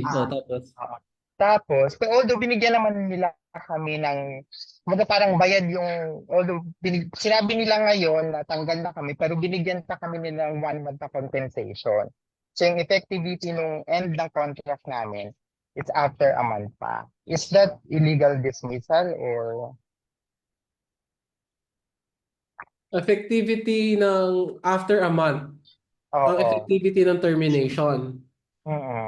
Tapos, ano po yung pinapipirmahan sa inyo? Quit claim na kagad? Quit claim kagad, oo. Kailan ibibigay separation pay nyo daw? That day din. Nung minute kayo? Oo, nung minute kami. Okay, sige, itong requirements to. So, pwedeng, may notice nakita ko, meron siyang notice na sa inyo. At saka 30 days kasi effectivity niya after 1 month pa. So pasok siya sa 30-day notice. Okay. Nagpapirma ng quit claim, walang problema magpapirma ng quit claim kung mismong doon sa pirmahan, babayaran na kayo ng separation pay na nangyari naman. Nangyari naman. Okay. Ito na lang ang titignan nyo. Kasi so far kasi okay naman. Sa nakikita ko ha. Ang check na lang is in good faith ba yung redundancy pag-declare? Ang pagkakaalam namin, ang sabi nila, management decision. Yes. Pero eventually, parang nangyari yung sa previous na parang nag-hire sila sa ibang, parang nag-outsource sila. Okay lang yan, parang tantamount to installation of labor-saving devices. Pero, nakatipid ba yung kumpanya? Ayun lang hindi na namin inalaman. Di ba, Ale? So, hindi ko pa masagot 100% kung illegal or hindi. Pero ito na lang. I-check nyo din kasi ang notice pagka-authorized causes, kagaya ng redundancy, ay hindi lamang notice sa employee. Notice din sa DOLE. Ang paraan ng pagbibigay ng notice sa DOLE, at tawag doon, Establishment Termination Report. ETR. Bakit? Nagno-notify yung establishmento na magtatanggal po kami based on authorized causes effective on this particular date. So it should be at least 30 days 30 days away. Maaring nagbigay sa inyo ng notice pero sa DOLE hindi. So kung hindi nagbigay ng notice sa DOLE, may problema din doon. So ito na lang i-check mo Ron. In good faith ba yung pag-declare ng redundancy sa inyo? Kasi halimbawa, i-outsource sa business process outsourcing, pero kung ganun din ang rate, bakit ba tatanggalin sa inyo? So, yun yung isang tanong. Pangalawa, nagbigay ng notice sa inyo, pero baka walang notice sa DOL. Kasi kahit na mayroong separation pay, kahit na may notice sa inyo, kahit na nabayaran yung separation pay ninyo, nag-quit claim na kayo, kung hindi in good faith, kung wala pa ring notice kay DOLE, illegal dismissal yun. One more thing, attorney. Kasi from incorporated, nagpalit sila ng name to PH. Parang before company incorporated, ngayon company PH na sila. So lahat ng naiwan, hindi nila, parang ang ginawa nila, hindi nila binigyan ng severance pay. Binigyan lang nila ng 13-month pay. Lahat ng naiwan? Lahat ng naiwan. Hindi, what do you mean naiwan? Nasa company pa rin, hindi tinanggal? Sa company pa rin, oo. Pero recently, sabi nila, nagpalit ng name from company INC to company PH na sila. So, merong isang case na parang hindi ata pumirma. Parang ang nangyari is, gusto niya munang makita yung contract bago siya pumirma. Ang nangyari, since siya pumirma, siya lang yung nabigyan ng severance pay. Yeah. Bibigyan ng severance or separation pay yung mga natanggal. Kasi ganito, pwede ring nagpalit ng management. Nagpalit ng management. Okay lang 'yon. Basta continuous yung work, walang diminution ng benefits, at saka walang loss of seniority rights. Pero kapag may nabawasan na kahit alin doon, dahil doon sa transition pagpalit ng management, kailangan ng severance pay. Kailangan ng severance pay talaga. Kasi nangyayari, nagpapalit ng management or na-acquire siya ng ibang company, pero same operations pa rin, or it's still the same corporation, nagpalit lang ng business name or nagpalit lang ng corporate setup. Basta walang diminution ng salary, ng benefits, basta tuloy-tuloy pa rin ang work, tuloy-tuloy pa rin ang seniority rights, okay lang yun. Hindi ka talaga dapat bibigyan ng separation pay dahil tuloy pa rin ang trabaho mo eh. Yun. Bilang po, attorney. Thank you. Welcome, you're welcome. Next. Okay, so thank you. Next po natin si Miss Shazon.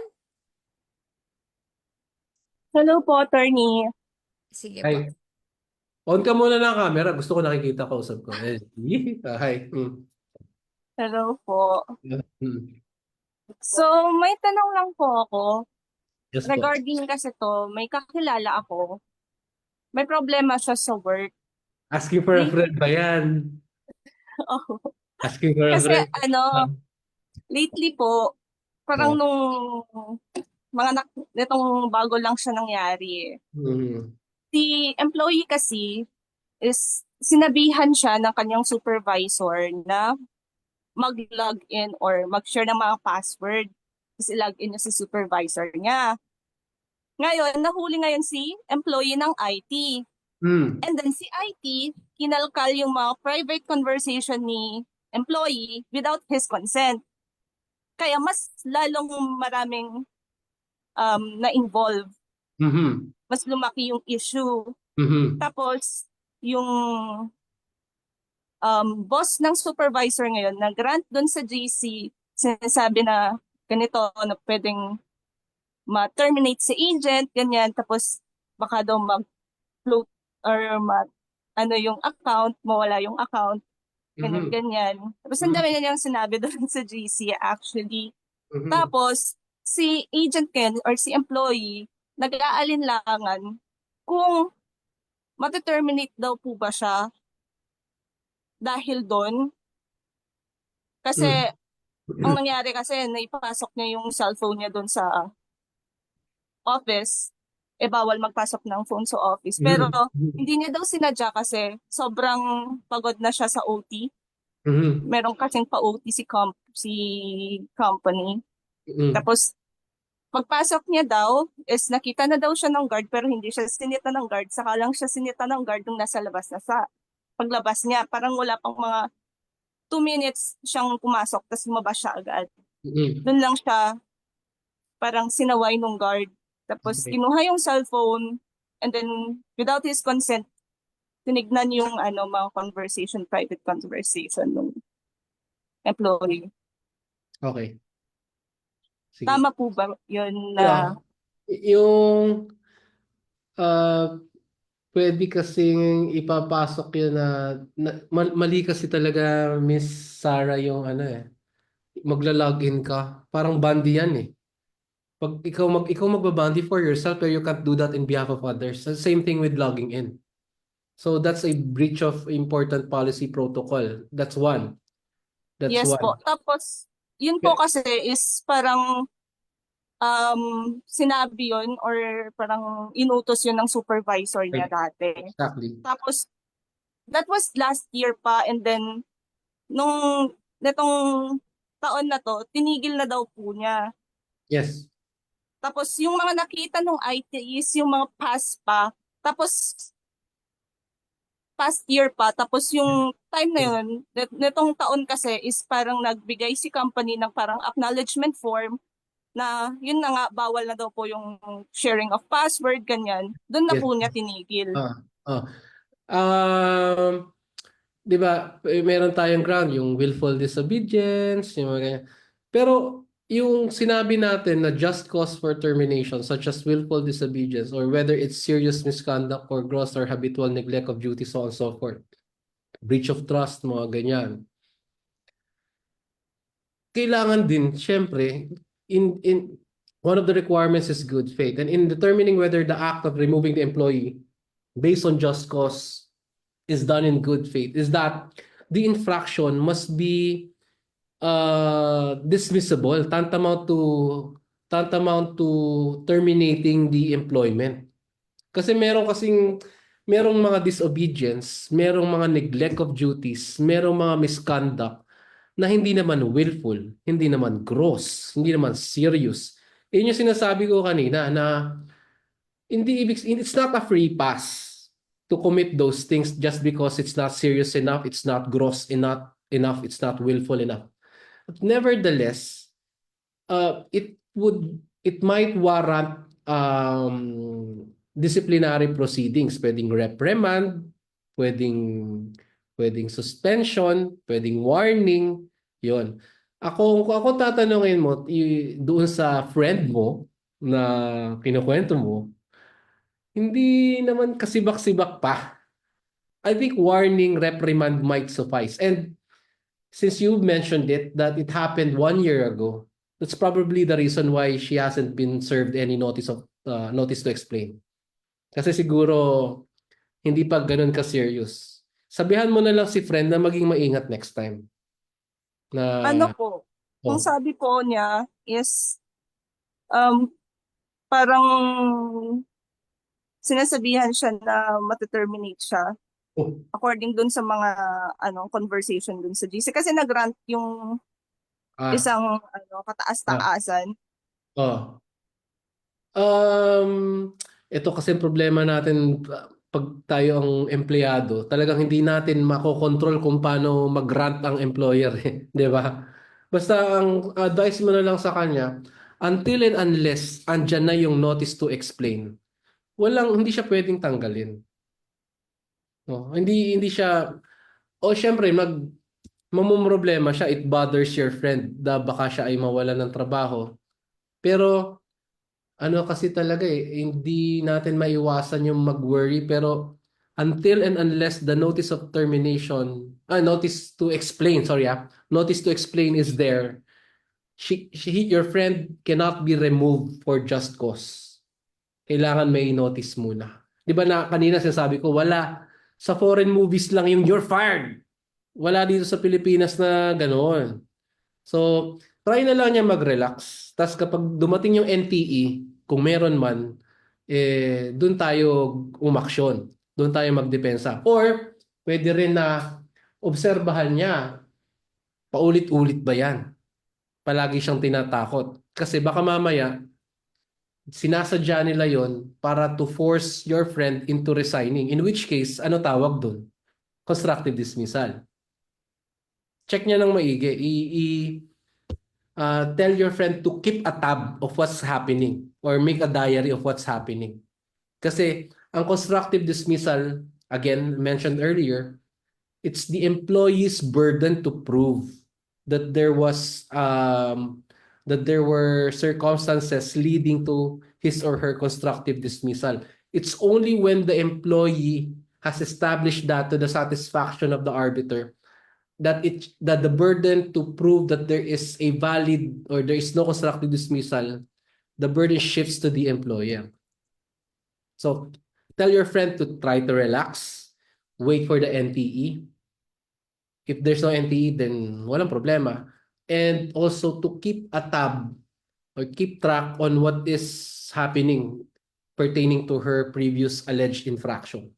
Kasi baka mamaya, hindi pala siya tinuluyan na i-NTE. Ang ginagawa, tinatakot siya para mag-resign na lang siya. Constructive dismissal naman yun.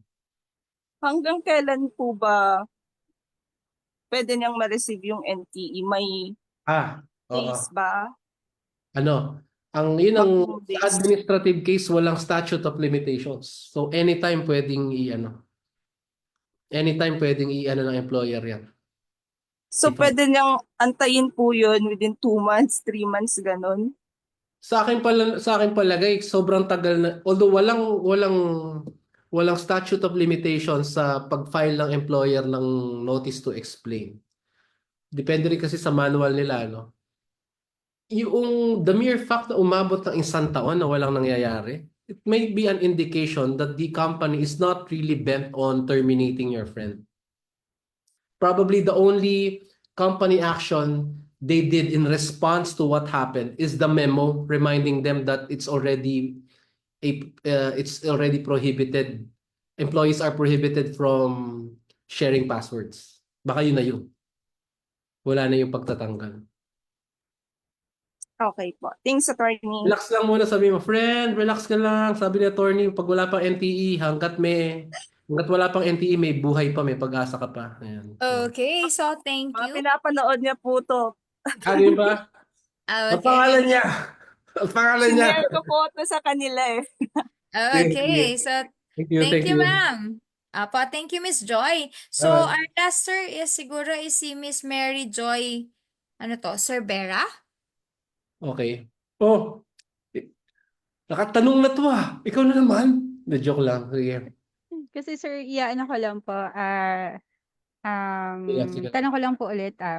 Kasi nagre-render na po ako. If ever po ba matapos yung render date ko ng December 31 and then hindi na po ako pumasok ng January 1, mati-terminate, considered awol na po ba yun or terminate? What do you mean render? Nag-render ka ng service? Nagre-render na lang po ako. 30-day notice ka na. Yes, Nagta-30-day notice ka. Yes, sir. O pag nag-expire na yung 30-day notice mo, you're released from your obligation, from your employer. However, you remember I told you, the employer has the management prerogative to retain your last pay, your last salary, conditioned upon you performing certain tasks like proper turnover, surrender of company property. Di ba sabi ko sa'yo, wag mo hayaang butasan ka nila. So yung proper turnover mo, lahat ng dapat ibigay mo within that 30-day period, gawin mo na. Para pagka ikaw ay tapos na mag-render, wala na silang masasabi sa'yo, wala silang dahilan para i-retain, i-hold yung clearance mo at saka yung last pay mo. How about po pagka hindi pa sila nakahanap? Kasi sa akin pa sila nagpapahanap ng Ah, kapalit ko. ano yon? Hindi basihan yon para hindi mo na ang sama man pakinggan pero hindi mo problema yun. Problema nila yun. Okay po. Oo. Kapag ikaw ay nag-render na ng 30 days, sinunod mo yung 30-day notice, yan ang nakalagay sa labor code eh. Yes, sir. Proper turnover ka. Lahat ng equipment na pinagkatiwala sa'yo, sinurrender mo na. Yes, sir. No? Wala kang utang sa kumpanya. Yes, sir. Pag ikaw ay hindi binigay yung last pay mo beyond the 30 day, hindi inisyu ng clearance, ang may kasalanan yan si employer mo, hindi ikaw. Okay. Kahit nawala pa yung kapalit ko Oo. after ng December 31. Kasi Liban na lang. pinaghahanap nila ako eh. Liban na lang, liban Pinaghahanap na nila lang. ako ng Liban na kapalit lang. ko. Meron bang nakalagay sa kontrata mo? Wala. Kasi, lalala mo, labor standards, yun ang minimum requirements. 30-day notice. Okay po. Pero kung yung 30-day notice na yan, pwedeng mag-agree ang party to a longer period. They can probably indicate or stipulate 60 days. Di ba? Pwede. You have to check your employment contract. If there is no provision, provided there's no provision for the required notice, ang default natin 30 days. 30 days naman po Pasok ka dun. Wala kang problema. Sila may problema pag ganun. Sige po. Salamat. Salamat, attorney. Opo. Thank you. Thank you po. Welcome. Okay, thank you po. Maraming salamat. Maraming salamat sa ating mga kais-ko at kais-ka ngayon. So, wait lang. Sir, tingnan muna natin sa ating Facebook page. Baka naman dun may tanong. Baka sabihin hindi natin sila pinansin. Saglit lang. Meron dito, Ma'am Pulma, pag under agency po ba, may possibility po na makakuha po ng separation pay? Ang ginagawa po kasi ng ibang agency po ay kapag hindi po nalugi, inalis po sila ng employer dahil po sa pagbabawas ng tao, i-float po nila ng tao. Agency, ano siya ang employer eh. Siya ang employer. Kapag ka nagkaroon ng dismissal based on authorized causes, kailangan ho may separation pay kahit na agency lang ang employer mo. Pag hindi nagbigay ng separation pay ang agency at ikaw ay entitled doon, ano? Naalala nyo ang magiging solidarily liable dyan sa agency na employer mo ay yung indirect employer. Naalala nyo yun? Naalala nyo yun? Basta, madaling salita, si agency or si indirect employer, sila ay dapat magbayad ng separation pay kung warranted yan, kung ang iyong termination or dismissal ay based on authorized causes. It must be based on authorized causes. No? Yun ang pag-usapan natin kanina. Pero kung ang reason ay tapos na ang project or nag-disengage si indirect employer kasi agency na to, ano to? Security agency or building maintenance. Pag nagpalit ng kliyente, ibang usapan po yun, Miss Crash. Baka kasi hindi ho siya pasok sa authorized cause. Check muna natin kung ano yung reason for us claiming separation pay. If it's based on the authorized causes I discussed to you earlier, the agency should pay that. If the agency is not able to pay that, the indirect employer becomes solidarily liable for the separation pay. Okay.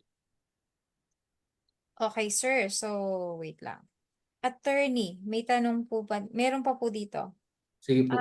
Ask ko lang po, pwede po bang ilaban yung sinasabi ng HR head na hindi daw po nami-meet yung desired qualification for increase ng pay, adjustment, ay nakabase sa evaluation. Pero hindi naman po kami well-informed yung empleyado at wala din pong verbal explanation regarding dito. Upon regularization increase po ito. Thank you po. Okay. So, yung I'm not sure the kind of employment si Janela Parales had, but she said the increase is upon regularization. So, ibig sabihin, ang kanyang employment is probably probationary, project, casual, seasonal, Basta yung hindi regular employment. Naalala nyo yung klase ng employment? Naalala nyo na? Naalala nyo na? O may best before seal kayo na nag-expire na yung best before seal ng memory ninyo. Naalala nyo pa? Okay. Isa sa pinaka-importanting detalye na dapat na pagkasunduan sa umpisa pa lamang kapag ang klase ng employment ay hindi regular ay yung gaano ba katagal, ano ang purpose, ano ang basihan for conversion to regular. Di ba? Pagka probation, dapat ano ang standards para maging regular ang probationary employment? Ano ang duration ng project? Anong scope ng project? Those are things that need to be specified right from the start. In those cases where the employment is not a regular employment. If failing which, pag hindi binigay yun, hindi linahad yun doon, ang presumption, ang employment nyo ay regular sa umpisa pa lamang. So, kung merong nakalagay na pay adjustment na nakastipulate, pwede mong i-demand. Pwedeng i-demand, pwedeng ilaban. Pwedeng ilaban. Pero dapat po Miss Janela, kailangan nakalagay sa kontrata. Nakalagay po sa kontrata. Kasi ang requirement ng labor standards, hindi bababa sa prescribed minimum wage rate ang sweldo natin. So pag above minimum wage na tayo, hindi na-meet na ni employer yung minimum standard. Hindi mo na siya pwedeng pilitin na i-adjust yung salary mo na mas mataas kung wala sa pinag-usapan ninyo. Saan mo ilalagay yun? Sa kontrata. Sa kontrata. So check po natin Miss Janela Pareles na nanonood via Facebook Live yung kontrata. Check po natin. Yun ma'am, Miss Pulma. Okay, maraming salamat, attorney. So guys, maraming salamat. So at least kinuha na naman natin ng 3 oras ni Attorney Chris para sa inyong kaalaman. Diba? May pahabol siya ma'am Pulma. Paano po pag walang contract? O, diba? Real time, sumasagot. Real time. Yun Paano talaga, po pag sir. walang contract? Try mo na lang i-negotiate. Alam mo yung yung ganyan, yung employee conditions of work, the parties can still negotiate. They are not precluded. And you know what? Negotiation, the bargaining power of the employees, it's strengthened if they work as a group. There is strength in numbers. So when will that happen? Union. Kailan natin pag-uusapan yan? Next week. Union. Labor organizations. So pag-usapan natin next week. So, yun. Thank you. Okay, so maraming salamat, Attorney Chris. So guys, alam ko marami tayong natutunan at marami kayong na-review, di ba? So, maraming salamat po. Maraming salamat sa ating mga kaisko at kaiska. So, ayan, sir, ang dami ng messages. Ang messages, nagpapasalamat po at marami daw po silang natutunan sa inyo. So guys, yung link na evaluation form is nakapost na po sa ating comment section ng ating Zoom and at the same time sa ating Facebook page. So, masensya na po kung hanggang anong oras. Hanggang 4:30 lang po ang ating engagement kay attorney. Wala yun. Masensya na. My pleasure. It's my So, pleasure. yung mga question po siguro na hindi natin or hindi ni attorney nasagot, we try to raise it kay attorney po yung iba. Pwede nyo po kaming email, then we'll check po what we can do. Or meron naman po tayong susunod pang meeting, baka po pwede attend kayo doon, then mag-raise kayo ng hand nyo para at least mas better yung interaction nyo with Attorney Chris. Okay, so maraming salamat guys. Pa-heart naman si sir. Sige, next week ulit. Thank you. Okay, maraming salamat po. By the way, maraming salamat mga kaisko at kaiska na nandito ngayon via Zoom at sa ating PUP Career Center Facebook page. Maraming salamat sa inyong lahat sa walang sawa niyong pagtutok sa ating serye ng online or comprehensive online review on labor law and standard. I hope na marami kayong natutunan at alam ko yung mga natutunan nyo ay mabaunin nyo hindi lang po sa inyong personal kung hindi sa professional na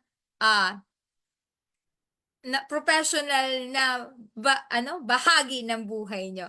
So, by the way, I'm Professor Jane S. Pulma of the Alumni Relation and Career Development Office signing off. Goodbye guys at ito na po, matane, ito na po ang ating PUP hymn.